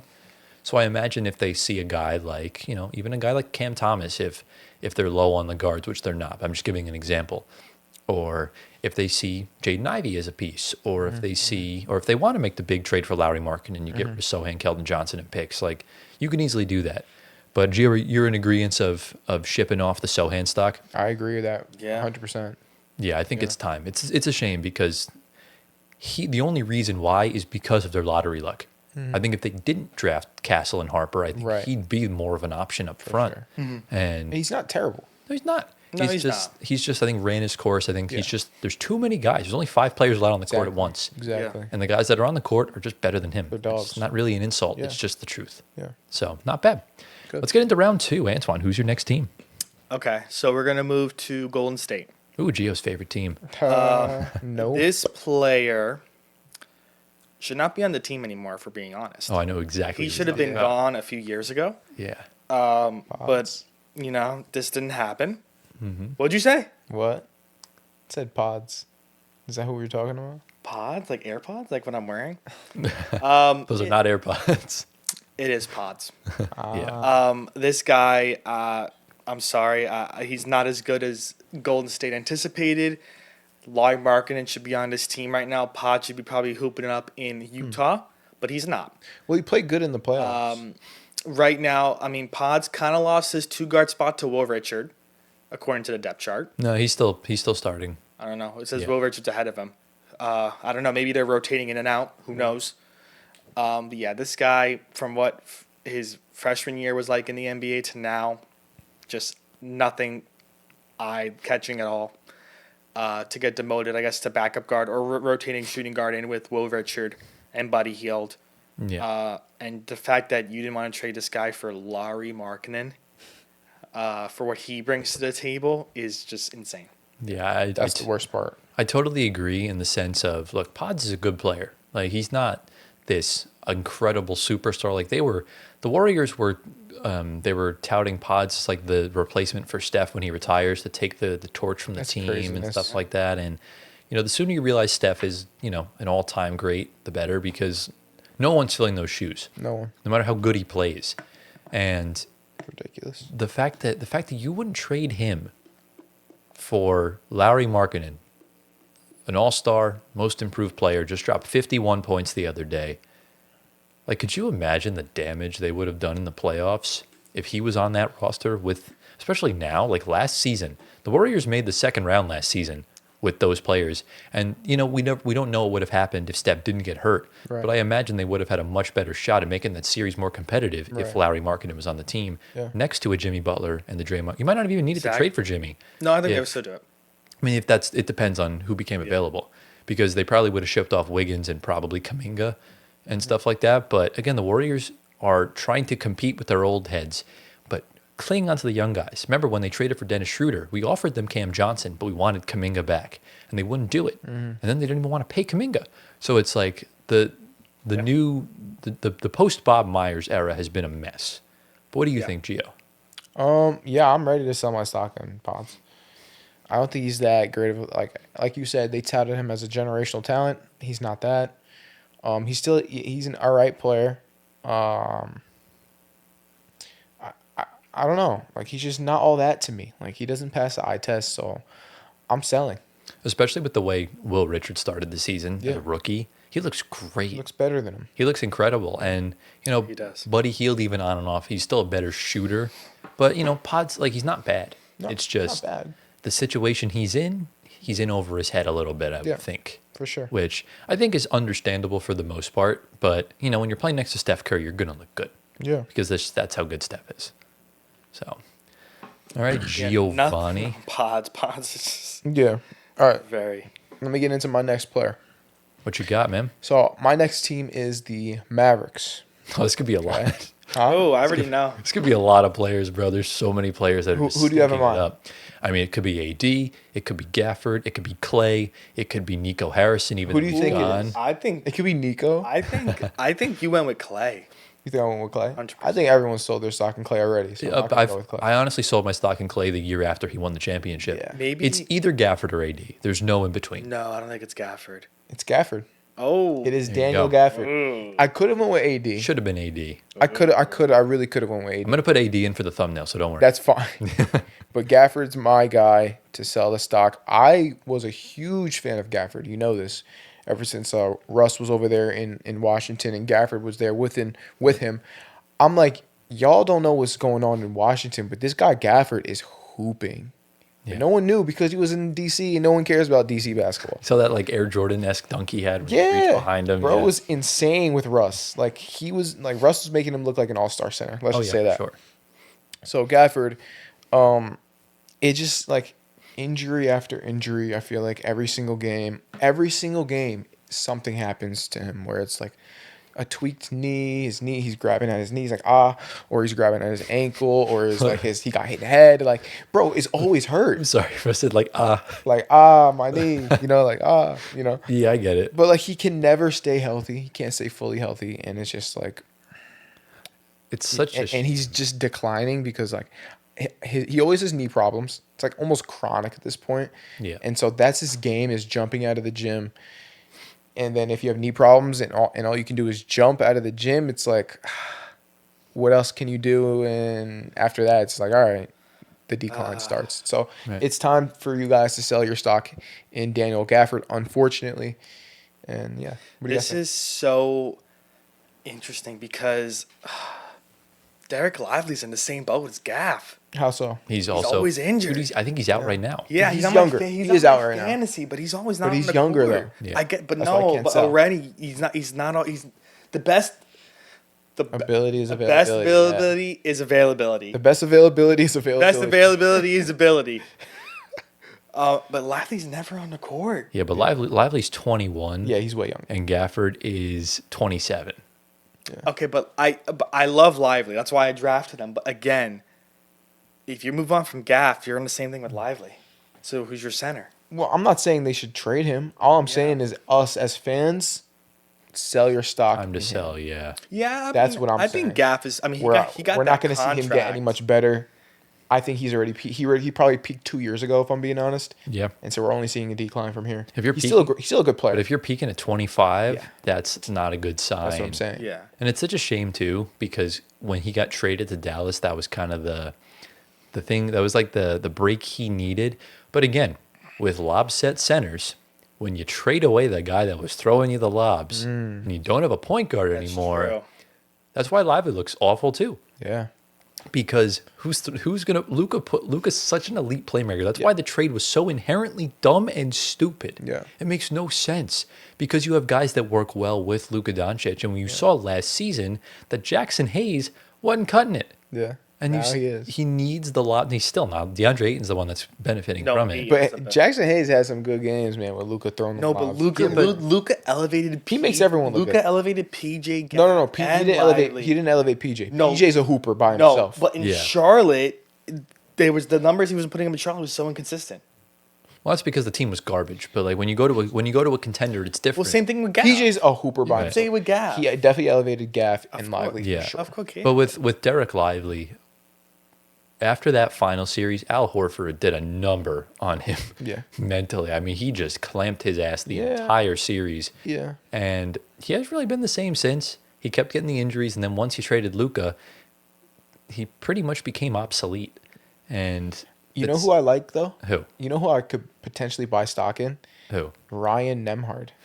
Oh, can we stop this? No, seriously. No, Can I we said stop that this? the night of the draft, and you laughed at me. I did laugh. Can we But now I've been watching him, No. and he's a good playmaker. No. He actually is, and he actually can knock down shots. He's he only- gets the offense going. He's only saying no because on that whatever off chance the Knicks make the finals, No. he knows damn well another Nemhard is I going am to come in and destroy not- his soul. Not doing this again. You just hate the Nemhard family, huh? Yeah, Andrew Nemhard is so freaking good in the playoffs. He's so bad in the regular season. Yeah, he's but not in the playoffs, he's incredible. And I think Ryan's going to be the same thing. Yeah.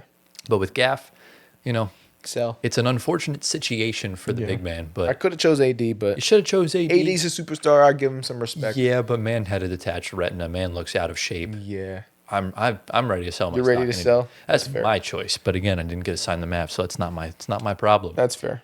Ready to get into my second team. Yeah. All right. I was really deciding between two old heads.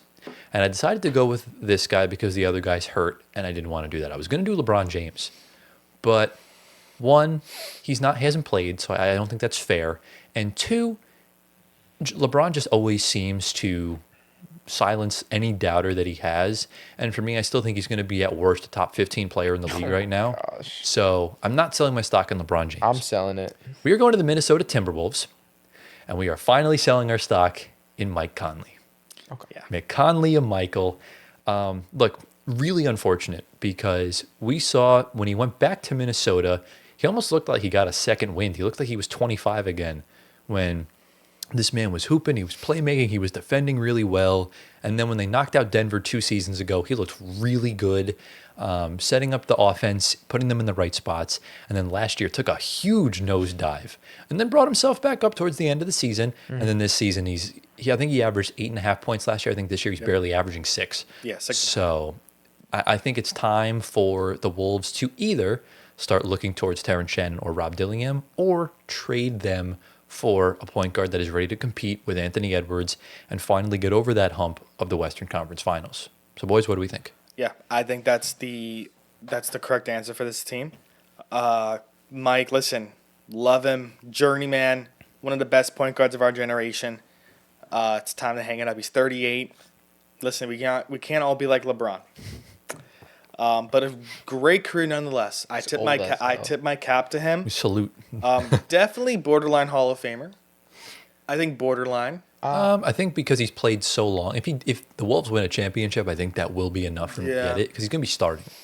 But I don't think he'll get in. I don't think so. It's time to pass the torch. If it is Rob or Shannon or they trade for somebody else. But yeah, I have no issue with Mike. Yeah. I mean, I'm in the same boat. I mean, he's just getting old. He's been a Mike Conley hater for a while just because he loves Rob Dillingham. Yeah, like please get on with Mike Conley so my boy Rob can get some fantasy points for me. Oh, you have him in fantasy? I do have him in fantasy. Did you pick him up or did it auto draft for you? He auto drafted me. That's actually crazy. Yeah. You wound up with a lot of your agenda-based players. I did. Isn't that something? Yeah, Fetty took Russ. So hold. I wish I had a Russ. He's been getting a lot of points. He has. So. But yeah, no. Mike Conley's time is pretty much done. So it's dwindling. It's really a shame too because like his like archetype of player is exactly what the Wolves need, and they're just not getting it because he just lost a step. Yeah, he's just older. He's 90. Like this, we done with the 90s. Yeah. This ain't 1845 anymore. We're into the big beautiful 2025, and look. I think this season he'll ride the wave as much as he can. And if they crash out earlier than the Western Conference Finals, there's really going to be some change happening with that roster. I think it starts with him. Yeah. So I'm ready to move on. I'm selling my stock. I think I've made a good return on my investment. So I'm okay with it. Yeah. It's time for round 3. Antoine, who's your next player? All right, well, so this was supposed to be a part of our news segment, but since Tyler knew I had the Clippers, I'm just going to fit it in right here. This was prior to the injury. I will preface because I made this list prior, and this just happened. So I'm selling Bradley Beal. And then the news came out. He has a fracture in his hip and has undergone season-ending surgery. He's out for the season. I sold my stock 2 years ago. Yeah, I did Brad. too. No one's asking you. I'm talking. Okay? I know. I'm just saying. I'm talking. I didn't. When going to the Clippers, I didn't think I would hope he could have some rejuvenation because it's a cheap deal. He's out of Phoenix. Nope. Nothing. No. And that might be the last time we see him because who knows if he's back next year if they waive him because again it's a friendly contract. He's actually so bad. And the fact that Chris Paul's getting DNPs and he still looks better than Bradley Beal is really saying something. Can I just say some tweets? He was on the court and they looked worse with him on the court. There's some funny tweets that came up here actually that I'm gonna bring up just for I guess talking points. But I'll bring up the easier one. So Perk said that Lawrence Frank should be fired for trading Norm and bringing him Beal. Yeah. For what he did, and he says he said he needs to be with Nico Harrison right now. That's pretty crazy. And then this is from NBA Central. So I guess John Wall was on Run It Back today on FanDuel TV. Yeah. And John Wall said a backcourt of him and Beal in their primes would beat Cleveland's backcourt of Garland and Spida, and Philly's backcourt of Maxey and VJ in a 2v2. He said in quotes, "We can both guard. I take pride in guarding my position. And I don't think any of those guards can stop me. And if they try to put point guard on Brad, they're too small. So I feel like we win that." I agree that they'll beat Maxey and VJ just because they have the experience. They basically are built like them, but better. I don't know if they'd beat Garland and Mitchell. I think Mitchell cooks Beal, but I think Wall could guard. Offensively, though, I think Darius Garland is such a good playmaker. I think he'd get Donovan Mitchell in the right spot. I think the playoff woes have really underrated Donovan Mitchell as just a pure bucket. Yeah, he's a bucket. So good offensively. Yeah. But I don't know. Wall's tough, man. Wall's tough. Prime John Wall is so forgotten. I hate it so much. I think both of them in their prime they were phenomenal, but the team did nothing. Exactly, that's the thing. But Beal just took a massive nosedive. Yeah, he did. After that, and didn't recover, and now this injury might be the nail in the coffin for him in his career. If I'm being honest. Because who knows what happens next year with LA, with the Clippers, and what they're going to do. Well, it's not even that. I think of this comparing Tyrese Halliburton to Damian Lillard, just like we're comparing Bradley Beal to Chet Holmgren. Chet Holmgren fractured his hip last season. He's like 23, and he was able to come back, and still he's playing at a really high level this season. Bradley Beal's in his 30s. He's not young anymore in NBA terms. Exactly. No. So just like Damian Lillard at 36 or 37, however old he is, tore his Achilles, this might be it. Like Tyrese Halliburton is 25, 26. He's young. He's going to be fine. But with this kind of stuff, it's risky. And the fact that Bradley Beal almost won a scoring title this decade and then just completely fell off the face of the earth. It's really sad because this was a dude that was an all-star starter in 2021, and then what happened? Like, you make one playoff series, then the Wizards just tank away, you request your trade out, and then you go to a team that really didn't need you, and it just made you worse. You kept getting hurt. It's just not a good look. Yikes. Yeah. So, I mean, I think there were a couple options you could have sold. You could have sold on Chris Paul, but I think everyone kind of had a few years ago. Yeah. But I agree with Kendrick Perkins. Lawrence Frank, very unacceptable, not paying Norman Powell. Yeah. Like, there's no chance he was going to take a nosedive after that. I can't even... He is so good on Miami this year. And I'm glad I bought my stock in the Miami Heat. Norm is great. And, like, listen, I love Brad. I remember growing up watching Florida, and when he was hooping at Florida before getting drafted, he was a baller at Florida. And, like, going to the NBA, I knew he was going to be great. And he was for his time going to Washington, of course. But then, just that nosedive, everything after post-Washington. Not good. That kind of did it for him, you know, unfortunately. Yeah. So, listen, if this is the end for him, right off into the sunset and then call it, and that's it. Yeah. Not the sunset. The sun already set on his son's career. Yeah. So, who's your next team, Gio? So the next team I got here is the Sacramento Kings. Of course he did. Russell Westbrook. Yeah, I'm not selling stock. I'm always selling that stock. Are you kidding me? Gone. Well, then guess what? I don't even know. I wonder if he's selling. Dude, I'd sell my What do you stock. think? I'd sell my stock in the whole damn team. I think I know who. I think I know. I could have went with a number of different players. I know who you. Dude, chose. Who did I choose? I know who you. Dude, they're awful. Who do you think I chose? You chose DeMar DeRozan. Who do you think I chose? I think you chose Keegan Murray. I think he chose DeRozan. I could have went with Keegan. Okay, good. I'm glad you did. I could have went with Sabonis. Yep. I'm going with Dennis Schroder. Oh, I forgot about that. Yes, good choice. Yes. Wait, Why? you must address him correctly. Nets legend. Nets legend. What's wrong with Dennis Schroder? Schroder. What's wrong with Dude, have you Schroder? seen him the last 5 games? Oh wow, Dude, he's awful. Oh wow, not been okay. good. He's not been good. Listen, Oof. I still think he's a good player. Yeah. I still think he's a really good player. The only issue is he's on a team where there's a couple good guards there that can play that position. So we're not going to get the production that we would normally expect from Dennis Schroder because there's other guys playing at his position and taking up minutes. You know what I'm saying? So Russ is playing great right now, and we know that. They have this new kid. I forgot his name, but he's like light skin with like Nick curls. Clifford? Nick Clifford. Yeah, I love he's Nick Clifford. He's a hooper. I saw him bet. play. I'm like, wait a second, this guy's pretty damn good. So they got that guy can play some guard minutes, and then Schroeder, he hasn't been great. He's been pretty inefficient this year. Yeah. And so and keep in mind this is only for the season, so he can always have a really good season next year elsewhere or with the same team. Right. But for this, as far as this season is, I'm selling the stock in Dennis Schroeder. I mean, look, he was averaging 15 throughout the first, 8 to 9 sort of games. And just looking in at his last 5 games, 0 of 5 from 3, 0 of 2 from 3, he's averaging 3.5 points in the last 5 games really on bad. 2 rebounds, 4 assists. His shooting splits, 14.8% from the field, 18.2% from 3 is putrid. He's been played off the floor. Yeah, I don't know why he's doing this. It's so tough because it's like on a team like the Nets where there's no one that can play make, it's going to be a easier adjustment for him.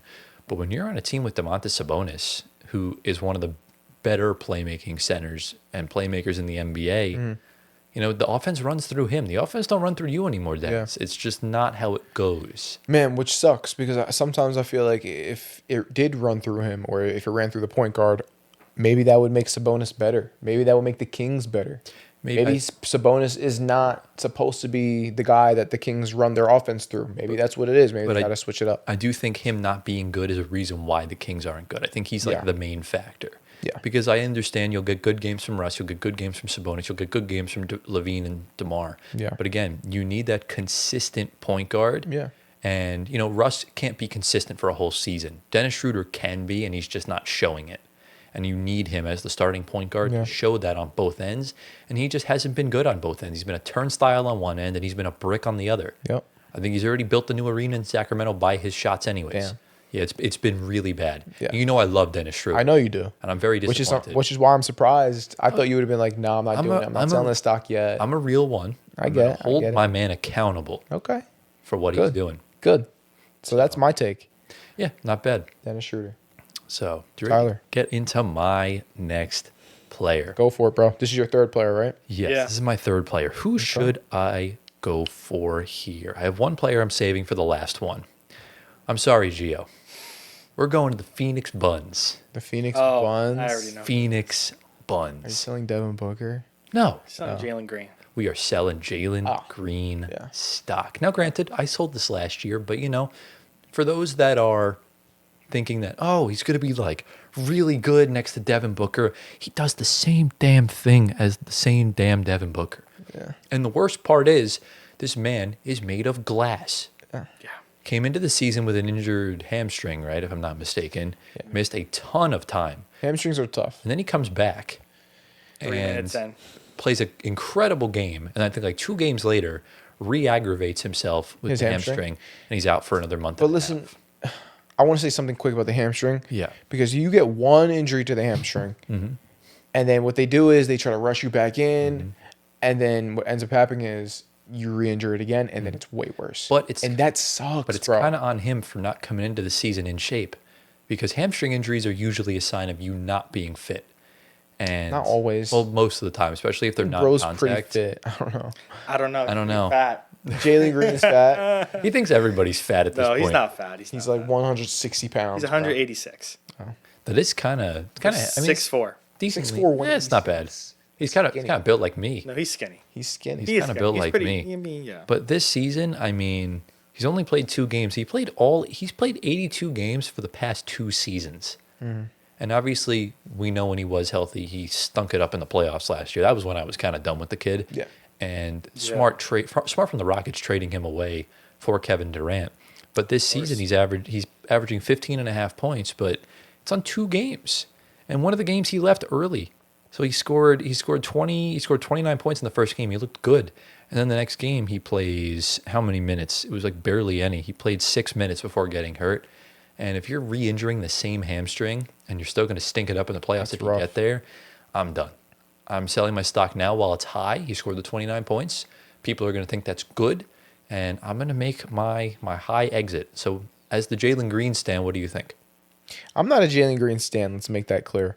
But I think that you do have to be very, very, very patient with hamstring injuries. But if you are patient enough, it won't be an issue again as long as you are patient and you stick to and you trust the process in the rehab and all that stuff. But Right. if you're impatient with the injuries, it's going to reoccur again and again and again, and to the point where it's like you don't even have a hamstring anymore. You It's might as like well completely quit. torn off the bone. Yeah, so it's Yeah. be patient, Jalen Green. If you're Jalen Green, close your ears. Don't listen to what Tyler's saying. Just lock in, get better, heal up to 100%, not 99%, 100%, then go out there and hoop. So you're not selling your stock. I'm not selling my stock yet. He's You're still ri- young. He you're can riding still with jump your out guy. the gym. He might be a little inconsistent in the playoffs because he does have really good games, but they also have stinkers. Well, he's played But- 7 career playoff games and played good in one of them.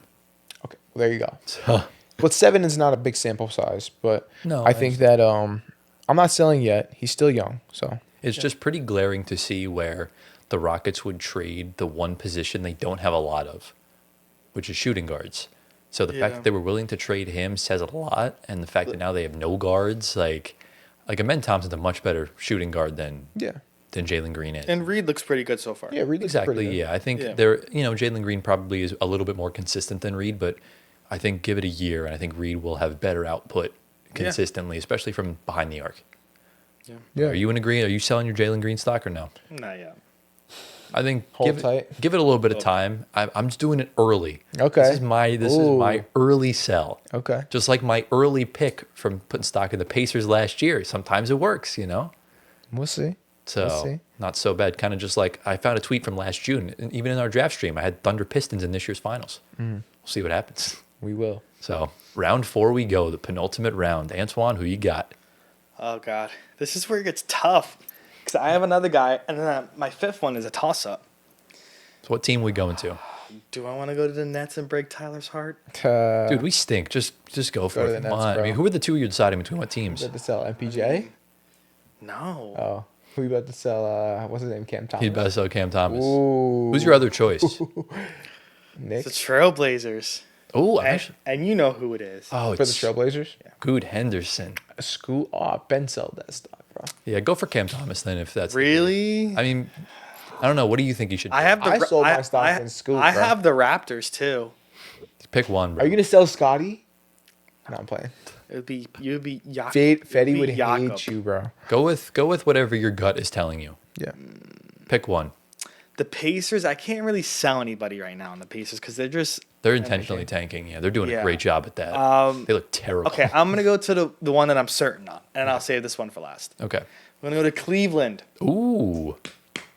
and we are selling Lonzo Ball. He just played good the other night. Nope. Sorry. No. Nope. I'm not selling Lonzo. Not my guy. I am completely. Oh, you sell Lonzo? Okay, I guess 15 points and 8 assists for Tyler is good. That's good. That is- that's but good, yeah. everything else before that is, and he's out right now. He's injured. That's understandable. I'm sorry. The Listen, Ball brothers always are injured. I think What? he's not getting back to what he was. Well, he and- never was and- that guy anyway. Well, never- UCLA he was, He never, yeah. but Alright. he never got the chance to be that guy because when Yeah. he got drafted, in comes LeBron James. but I'm sorry. It's not doing it for me. I think his time is come. Unfortunately, I'm selling it finally. I did hell on for it because I was like, going to Cleveland, he could pop off because he's on a winning team. yeah.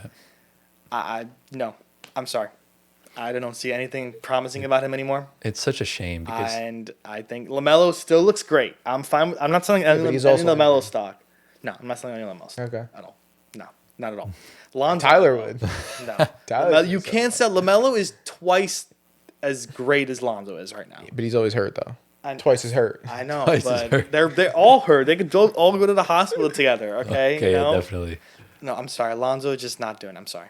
Okay. I see nothing promising. That's fun. It's such a shame because he had such a devastating injury He did. and he was out for so long. Like he basically had no meniscus. Yeah. They basically had to find one off the street and put it in, That's and insane. it's really sad. He had like I know. Yeah, he went through a lot. he went through a lot, did. and I knew going into the NBA he wouldn't be this number one option type guy, but you'd at least think he'd be an elite second or third option, and we thought that would be the case with the Bulls, and that whole team just fell apart, and he really just did not survive on any of the three teams he's been on, and No. this has been his best chance. He's had a couple good games, but it's really just been nothing, and it's so sad because I love Lonzo. I like Lonzo He's too. he's easily the Great, best yeah, ball He's a brother. nice guy. He's a good dude. He was the first to really stop with LeVar breathing down his neck, Yes. and he fixed that Very. shooting form that was so damn awful. Yeah. And he turned into a likable NBA player because I couldn't stand him in college because his father was so Yeah. annoying. Yeah. But obviously now he's on a winning team. We'll see what he can do. We'll see what help he can add in the playoffs. Can he have a spark plug off the bench role to alleviate some pressure off Darius Garland? Paggio, I know you, my friend, are not selling your stock on Lonzo. I'm not selling my stock. You're still a believer. I still think that Lonzo Ball is a good bench point guard. I think he's a solid bench point guard. I think he's the type of guy where, he can get the second unit running well. He's not going to be that guy that comes off the bench as in a high volume scorer. He's never been that guy. Even in UCLA, he wasn't that guy. I think he's a smart basketball player that can play good defense. That's not oversized, but a taller point guard. Sees the floor well, pushes the pace well. I think he can run your second unit, and I'm not selling my stock in Lonzo. That's totally fair, totally understandable. So, Yeah. not so bad. So let me get into my next player now. All right, who you got? What team? This is tough, man. Yeah. Because I could go with the Rockets. Ooh. Once it gets to 5, we're really like. There's a lot of teams that don't have a lot of players to sell right now. Yeah, I don't know who I want to tough. sell. You got to go for some risks. Very tough. I can go with the Sixers here too. And I know there's one player, but I recently bought stock in this player, From the and I don't want to Sixers? sell. Yeah. I Yeah, think it's Kelly Oubre. no, it's not. He's playing fantastic Paul George? basketball right Paul now. George. Paul George. Paul George would be a good player to sell stock in, but it's I tough. think, even though all right, so here's my situation right here, guys. If you don't understand, I recently bought stock in the Sixers. Recently. Because he's a loser. Not recently, but like for this season. A year ago, you bought No, stock. like for this season. For You had this them in the season. finals a year ago. No. Let's not talk about last year. Okay. We're talking about this year. Okay, so I bought stock bought stock in the Sixers this year, and that would mean that Paul George has to come back and play pretty well. But because this list requires me to have 5 players and not 4 or 3, Got to go for a risk. I need to choose another player, and that player is going to be Paul George because there's no one else in the Sixers that I'm going to sell stock on. Who else would you say? I mean, you could realistically sell Embiid stock at this point in his career if you think he's not going For to the turn season, though? Like, Yeah. I mean, he We're talking about for could- the season. right? Exactly, but I'm not selling Joel for the season. Maybe for the rest of his career for sure. Yeah. but again, that could carry through. It could be Yeah. this season and beyond. Yeah, I don't know. I'll still go Paul George here because I fair. still have faith in Embiid, at least for this season. Good for the thumbnail. Next 3 seasons. What, Paul George, good for the thumbnail. Yeah, I got you, bro. Yeah. So PG, he's getting older. He had a terrible season last year. Yep. He's just not himself, it seems like. What's his injury again? I know he had like a bunch of knee problems last year. I'm pretty sure it Let me is see, I the got same injury. Yeah, basically, he's too locked It's his in. knee. Yeah, it's his It's knee. his still knee, his just a knee. knee injury, that's His it? knee. Yeah. No like, further explanation. It doesn't really say. Okay. Yeah. So that's normally But, not good. oh, he had left knee surgery. It was arthroscopic. He had an injury suffered during a workout. So we don't know. He also had injuries throughout the season on his adductor, his pinky. Just pinky. Wow. So he's just all banged up. Well, He's pinky is getting no big deal. That's fine. But the adductor's concerning. Yeah. That's usually a tricky muscle to get better to 100%. But, he's getting older, and it's like he was not good last year. He's getting injured to get more. So, yeah, I think it's time to sell your stock in PG. He's not the same player. He's not going to return to the same level of play. He's too focused on his podcast.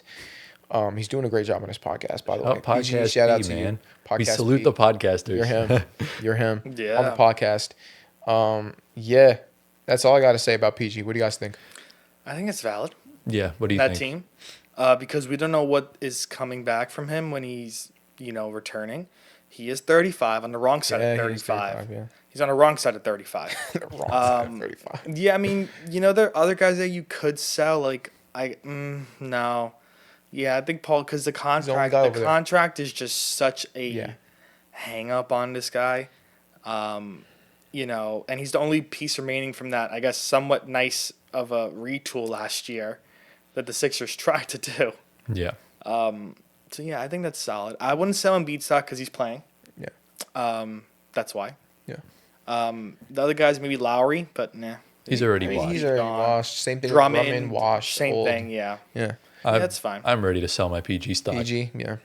Listen, that doesn't mean I want to sell it, but I have to. You should sell it.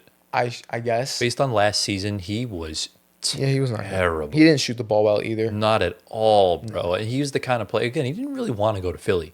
He wanted to stay in LA. They just wouldn't give him the money. Philly gave him the money. You're not going to say no to $212 million or 220, however much it was. Exactly. But At this point in his career, quick question. yes, What type of player can he be at this point in his career where he helps his team win? Like, Maybe. what player? Just a should he be? solid role player. Just a shot, like, meaning what? Like, Dropping like shooter. 15 to 18 points a night. Okay. Doing the same thing he's done all his career, or does he have to change his play style? he has to take a step back. Yeah, that's it. That's all. 'Cause, Take a yeah, step back. I mean, you've seen the rise of Maxey. Yeah. You want VJ Edgecombe to keep that confidence building. You McCain want as McCain well. to keep building that confidence going. At this point, Paul George and Embiid need to stop trying to average 30 and start getting the other guys involved 100%. and start because it's going to be better for their bodies. Yes. Like if Embiid's playing 40 minutes a night, falling to the ground on every freaking layup Yeah, attempt, yeah. it's going to wear him out. Same with Paul George. Just take things easier. You have youthful athletes around you. Yep. It will make the offense flow so much better. You'll be able to lock in better on the defensive end. And I think the team will just be healthier overall. Team healthier and over better. the player. I think Embiid's been playing very selfish, trying to win MVPs for the past few years. Yeah. This is the most selfless I've seen him play. Yeah. He's actually not that bad to watch anymore. He still has his egregious flops here and there. He had one the other night. It was just, can't even. Yeah. But Paul George looked more than a shell of his former self last year. It was, I mean, he averaged 16 points. Like, that's just egregiously bad. I mean, it's not bad. But for PG, it's definitely when you a look drop at off. when you look at the season before, he was averaging 22, shooting 42% from three. You go to last year, averaging 16, shooting 34%. Yeah, that's crazy. It's a huge drop dip. off. Yeah. And you're in an easier conference. Like, I'm sorry, you can't do that if you're Paul George. You need to play better. I expect better from you. Yeah. So that's essentially the case. That's fair. Ready to get into my team. Yes. All Your right. penultimate. My penultimate team. There you go. We are going to the Charlotte Hornets. Oh, I really have no idea. Before I get into my player, congratulations. Congratulations to Ryan Kalkbrenner, who just had a baby. Him and his Bro, wife or girlfriend. I am a big Ryan Kalkbrenner He is. fan. He is, I think, leading the league in field goal percentage because he's just dunking everything. I'm a big Ryan Kalkbrenner. But the man we are selling our stock in is the man we were talking about just a few minutes That ago. is insane. And that is LaMelo Ball. No, that is insane. I don't think Gracious, you bro. chose Zion. How is it insane if I chose LaMelo? No. LaMelo's a different type of breed. Are you sure about that? So is Zion. Are you sure about that? I don't. They're like, in all honesty, they're virtually the same player. Injury-prone stars that get blown out in playing games or just don't make the playoffs at all. Yeah. That's the He has thing. a point. Looking at LaMelo. I'm still not selling on LaMelo, but No, I understand that, but for this season, he's already got an ankle problem. He's missed a ton of games. tell me about it. Looking at his games played over his career, rookie season played 51 games. Second year, 75. Okay, that was his one All-Star year. The only year. Then after that, 36, 23, 24, 22. He played 47 games last year.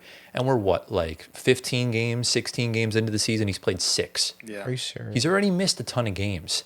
And I'm just over it. His stats have dipped from last season just ever so slightly. And look, the Hornets got better. Like, they don't look that bad anymore. And the fact that he's even taking less shots per game, we've gone from like 23 down to like 18 shots a game. And It's a good thing. I mean, it is, but it also isn't because he's the engine for that offense. Because a lot of times the Hornets offense looks very stagnant, very, one-dimensional. And you have better pieces around you, and the better pieces around you are also just getting hurt. Like Brandon Miller's out for a ton of Yeah. time. I was gonna say you didn't think Brandon Miller should have been first. I didn't want to choose Brandon Miller because he's still really young into his career. LaMelo, we've seen a consistent pattern of him playing less than 40 games. Damn. And, it's kind of like Zion. It's like fool's gold. He's capable of playing incredible, but he's just going to disappoint you by not playing. Damn. And at the end of the day, yes, he's played in playing games before, and the Hornets have lost by like 20 or 30 plus in all of those games. So I know even in those games when he's had good teammates around him, he's still not going to perform to his highest level. And I think in this situation, the Hornets should really consider the future on what they should do with this guy, because it's becoming very tough every single season. It sucks, man. It does. I want to see LaMelo on a different team, though. I want to see how good he can be on another team because the Hornets they've been so bad for so long. I want to see if LaMelo, I want to see what he's made of. I want to see if he's a winner. I'm very curious about that. So It's the same thing with I Zion. wouldn't mind them. Yeah. Same thing with Zion.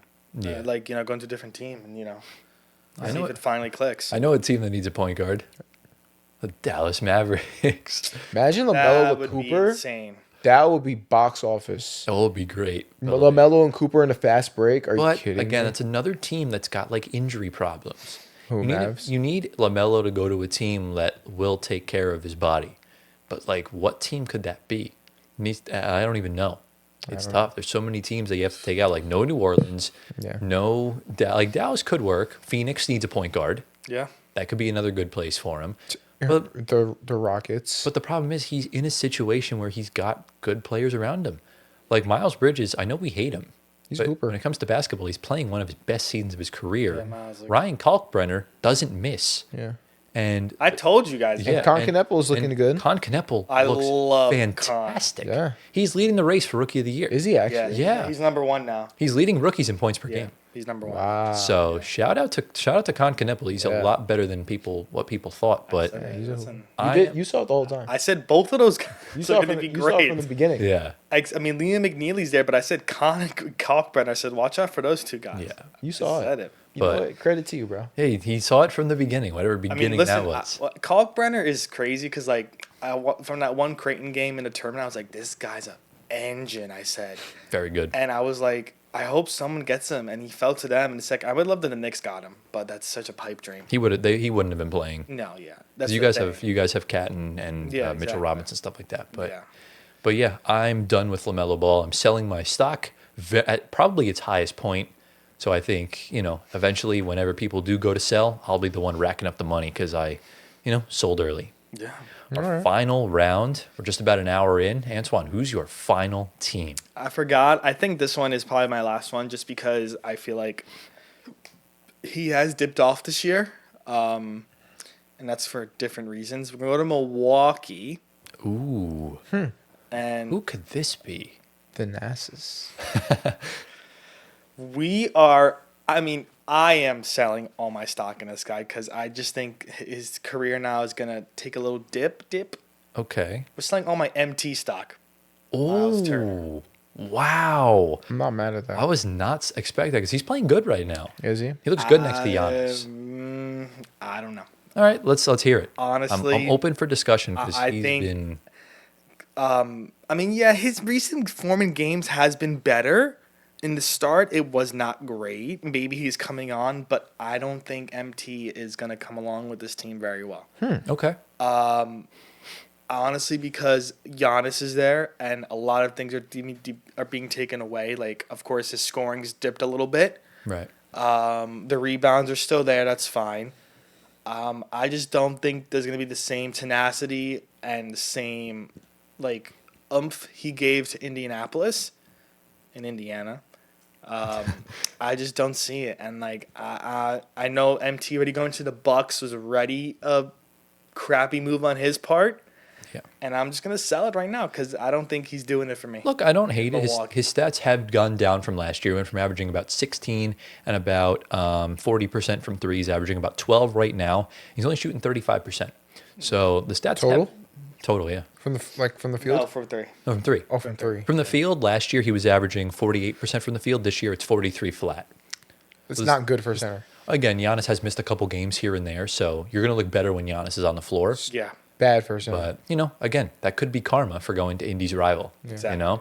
And that's one of those things. That's why I was selling it, yeah. Not mad. I was ready to sell his stock after the finals because I think he was the main reason why they lost. I think if he played better, that wouldn't go to 7 games.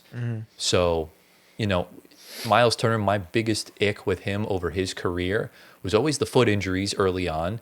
And then once he got that problem, once he got over that problem, it became the rebounding and the defense, where he's averaging in his career, he is where's the rebounding at? There it is. He averages less than 7 rebounds a game as a center in his career. And this season, he's averaging 6. He's averaged 6 rebounds for the past 3 seasons. That's not good for a center, for a 7-foot center. That's not great. He's known as a floor spacing center. So offensive rebounds, you're not going to get any of them. Well, who's another floor out by the space? perimeter. Who's another floor spacing center then? I guess Brooke Lopez. you can say again, Brook Lopez. he's like the same player. So it's like Brooke Lopez also. He was averaging 5 and 6 rebounds. Yeah, so it's But you know what? spacing centers tend to not get as many rebounds. Exactly. Because on offense, they're on the 3-point line. They're not really in. But I'm talking about defensive rebounds are a big thing. Well, yeah. But what I'm saying is total rebounds altogether. Let's say you get 4 offensive rebounds and then you get 6 defensive rebounds, and altogether you got 10 rebounds. Right. And that's a good stat line, right? So I don't know. The split between Turner's offensive and defensive rebounds, as far as his career goes, he's averaging 1 offensive rebound and 5 defensive. Oh, okay. So there's not as many offensive rebounds. You're not going to average them as much. Yeah. Just like Sabonis led the league in rebounds. I think he's a 0.9 offensive rebound average. That's it? Yeah. Okay. So it's really not something he is He's not essentially good at it. excelling at. Yeah, Like Russ averages more rebounds than that. Like- He's 6'3". last season, Sabonis averaged 10.1 defensive rebounds, which was the most in the NBA. He only averaged less than 3 offensive rebounds. So when you're out, sometimes you're not going to be. Sabonis in can the shoot game. it too, though. He can, but a lot of times, especially in the when you have a good 3-point shooter on your team, that's what made Draymond better defensively last season, rather than him crashing the offensive glass. As soon as a shot goes up, he's already back in transition, Right. preventing those transition fast Right. break points from happening. So I totally understand it. Again, it's another sell high at That's a true. higher point. That's true. Just in the finals, next to Giannis, I like that call a lot. It's a good point. All All right, Gio, my last player. the penultimate player Wait. of the entire show. Oh, the entire show. Yeah, Okay, there you okay. go. I'm like, wait a second. I thought I did 4. No. All right, so for my last player, What team? I got the Memphis Grizzlies. Oh, don't tell me you did it. No, he didn't do Ja. Yeah? Don't tell me I you didn't do did Ja? J.A. Morant, dude. I didn't do it? I think you did it. He did. No, Who would I do then? Who would I do?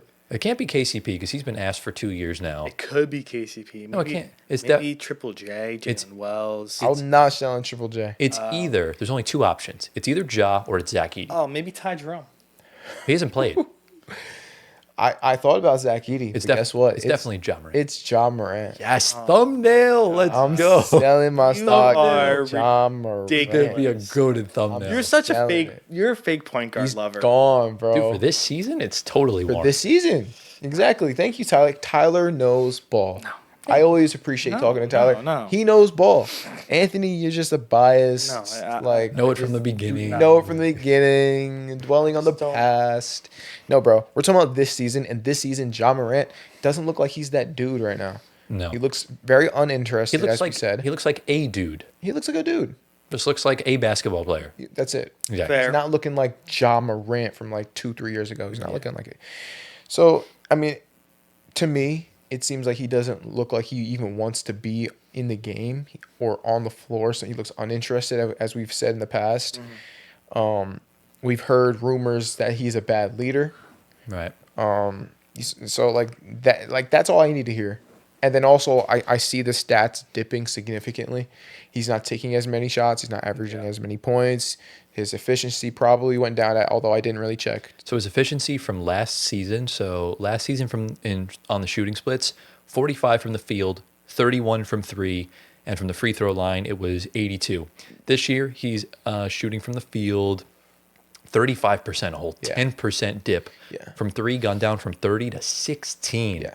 And then he's shooting 95% from the line. He hasn't really taken many attempts. Right. His attempts have gone down by 2 per Right. game. So I mean, that's all that needs to be said. I'm done. What do you guys think? Well, you go first, Antoine, since you have pushback. I mean, I get it. Yeah, I mean, because KCP was lost last year. Yeah, he's- Triple J, Edey. No, Edey's in his own world of injuries right now. But I almost sold it's Zach his Edey, by the second way. year. Yeah, I guess Ja's the one. Ja's the Jalen one. Wells, I guess, but No. there's not really much Too going young. into him. Not enough. Yeah, I guess it would be Ja for being honest because of what's going on. Look, when they had the 2 seed, or when they were, no, I forgot what year it was. I think it was 23-24. Ja was such a plus for them. So for every 100 possessions, the Grizzlies would outscore their opponents by 8 points, which was the 96th percentile, according to Cleaning the Glass. This year, per 100 possessions, the Grizzlies are being outscored by 3 points, which is the 36th percentile. The fall off has been really bad. The team has also just gone downhill. No Desmond Bane is definitely hurting them a lot because essentially it was a salary dump at this point. The picks they took back weren't also great either. They were like late first round picks. One of them is going to turn into a second anyways, or 2 seconds. And he just does not look happy. He But looks- didn't we buy stock in Cedric Howard? I did. Yeah. So Yeah. I Draw had- you sell, Howard you buy. So I think he's the uprising guy on the mat on the We'll see. Grizzlies. I'd say so, but it's like so tough. Yeah, it is. It's really tough. Yeah. So I Yeah. don't hate it though. Yeah. Tyler, what do you think? I I love mean, it. who's your next player? My Last final player, the last one of the episode, and I thought I'd end off with the most controversial one. Thought you started with a bang. Thought I'd end with a bang. And look, some of my teams, I was considering going with someone like Paolo Banchero because he's really been disappointing me this season, but he just got hurt. The Magic are starting to look better again. I thought I'd just leave it for now. Yeah. And then I thought, you know what? Let's go for this. We're going to the New York Knicks. Oh Ooh, my. You gonna say Jalen Brunson? I Good. know it. There can be so many I players know I it. can go with here. And look, let me just preface this. The Knicks have quietly been really bad this season have. for their standards. I'm actually like really concerned What's for their them. record? 7-4. Yeah. But like the games you're losing, you should not be losing. And them in the fourth quarter, they look like the Warriors did 2 years ago when they just completely choke away leads. Well, listen, understand this. They're still figuring it out with the coach. I understand that. Tibbs is like a really good. He knows he's been there for a while. He's been coaching for a while. Yeah. So. You mean Mike Brown? Oh, Tiz I'm before talking about Mike this Brown. before Brown. Mike Yeah. Brown. Yeah. But they're trying to get adjusted. That's all. So I was going to choose Jalen Brunson, but when I was looking at his stats actually have improved. He's averaging more points. He's shooting a little bit more efficient from the field. And then I was kind of scanning through the roster, And I'm like, you know who really looks like he's downgraded this year and regressed? Is Karl-Anthony Towns. Yeah. My goodness, he is a cone. Yeah. He is a turnstile. Yeah. And it's so sad. We've known because we all know the potential that Karl-Anthony Towns has since he was drafted and the player he became. And dude, this man cannot stop fouling. Oh my God. This season he is averaging the most fouls per game in his career at just under 4 per game. And he's only played in 11 games. And in those 11 games, as far as personal fouls goes, 4, 2, 5, 5, 2, 4, 5, 5. He's had 5 games this season where he's had 5 fouls. It's insane. Yeah. When the playoffs come around, when the physicality increases, he's going to foul out of games. That was the main problem against Indiana last year. Yeah. And that was the main problem against Dallas 2 seasons before in the Western Conference Finals.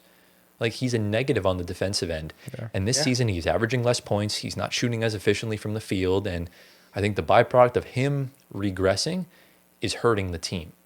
Because we saw how good he was last year. And again, it could just be fresh off a trade. He was on a high. And, teams really didn't have that necessary film on him playing with this roster, where he was averaging 24 points, almost 13 rebounds, and, 3 assists. And, from the field, he was shooting 53% from the field, 42% from 3. This season, he's shooting 41% from the field, and he's shooting 32% from three-point range. Yeah. They have been massive downgrades and regressions from last season. And you know what? I thought, why not choose Karl-Anthony Towns? Because I didn't really have stock in him last year. So I'll just go to the Knicks fan, Gio. I'm just kidding. Antoine, what are your thoughts on this? I'm actually really curious to hear what you think. Well, yeah, yesterday was rough watching that game. And I already knew, A, back-to-backs they're going to lose. B, someone's going to get hurt. And that's exactly what happened. And that's exactly what happened. Who got hurt? Brunson. Brunson. He rolled his ankle bad. He has an ankle sprain. And Paulo Banchero pulled his groin, Oh, which there goes my fantasy team, dude, bro. the Knicks Oh my and God. the Knicks and the Magic both losing their best player is the most Eastern Conference thing to ever happen. But the Brunson thing, Brunson got hurt in the fourth quarter. They were down 16 with a minute 30 to go. Yeah. Why is he in the game? You guys are losing this game. Again, a la Tibbs. I don't know why.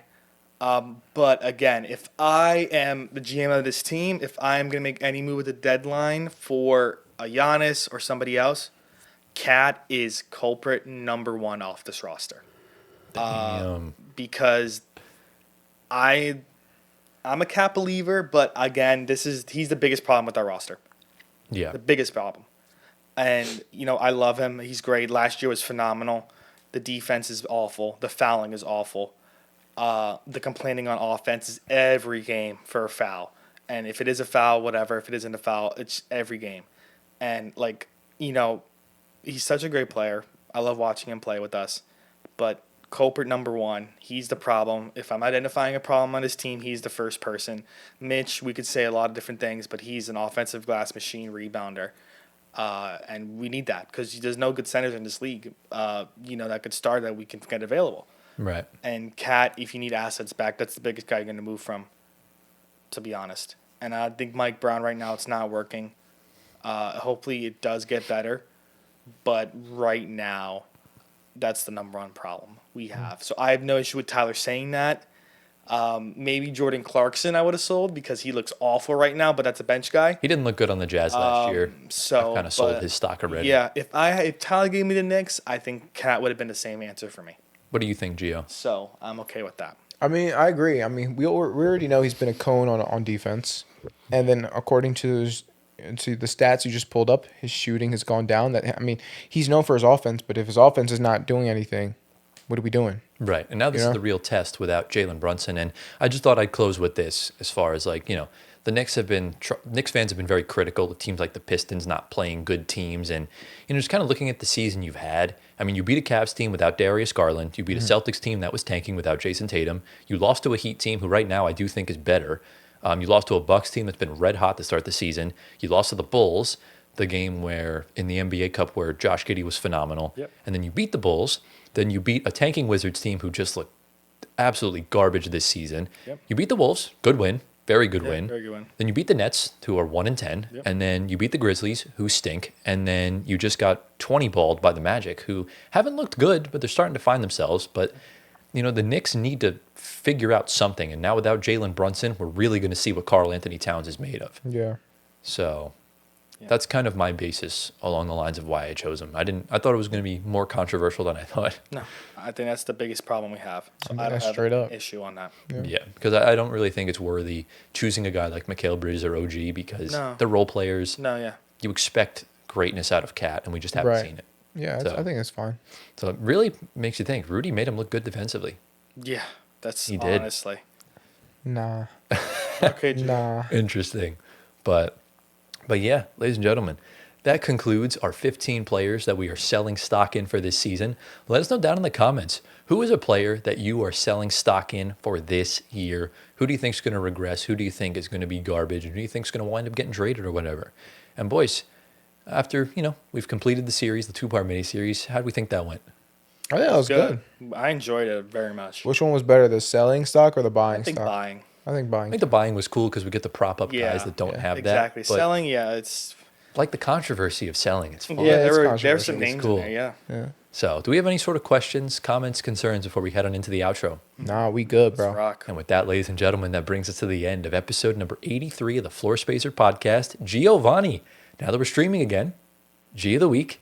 And what's the word of the week? What was dude's name? Jack. Jack. Jack. Shout out our guy. Shout out to Jack. You're the G of the week, bro. Congratulations. Keep being a GOAT. Love you, bro. And Gio, tell the people how to get G of the week. You get G of the week by just being a real G. That's it. Yeah, it can be active in the stream on playback or That definitely helps you.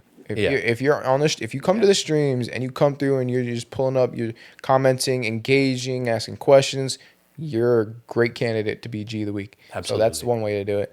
Now, what was that? The word? Word of the week. Word of the week is Drake May. Because he's selling me right now, bro. Actually, shout out to Spotify because they auto-generate like the sections and stuff. And it actually says G of the week and word of the week. Oh, actually? Yeah. That's so cool. So shout out to Spotify. I like So that. comment Drake May, quarterback for the New England Patriots. Are the Yeah. Jets winning at least? Nah, they're losing. No, it's Of course. 27-14, 6 minutes what? in the fourth. I'd rather us tank. It's fine. I know we've ruined it by winning 2 games in a row, but it's okay. But obviously, we have 2 open weeks of content that we're going to discuss over the next couple of days of what we're going to do. We definitely have some ideas written down. So expect some fun content moving forward. Obviously, we'll keep tabs on any sort of news that's kind of bouncing around the league and the association and stuff like that. And we'll keep tabs on everything. So, boys, do we have any sort of... Oh, wait, before I do that, if you enjoyed today's video, be sure to drop a like, subscribe to the channel, get us to 9K by Christmas Day. It is what, about a month and a half away, give or take? Yeah. And we're just under 600 subscribers. So it's on y'all to get us there. And we're closing in on another really big milestone that we're not going to talk about until it actually happens. So just stay tuned for it. If you're on Spotify audio platforms, give us 5 stars, answer the polls, leave a review. Follow our socials at Floor Spacer Pod on YouTube, Twitter, Instagram, TikTok, and now Playback. Join our Playback room. It is in the pinned comment below and in the description. What was the other thing? Our personal socials are right here on the bottom of the screen. Get my guy, Giovanni, to 1 million Instagram followers. And boys, do we have any sort of final questions, comments, thoughts, and concerns at the end of the day? Ain't nothing for me, bro. Let's rock. Let's go to bed. Let's Yeah. go to sleep. It's pretty late here. We hope you all enjoy. Thank you all for watching. We love you all endlessly. Nico Harrison is currently on his flight to La Cancunville. Gio has just constructed a gigantic 17-foot poster of Chris Paul to hang up in his bedroom. And we will see you all next week in episode 84. Peace out. Yo, where does he come up with these, bro? Gio is also on the flight, but he's hanging off by the wing right now.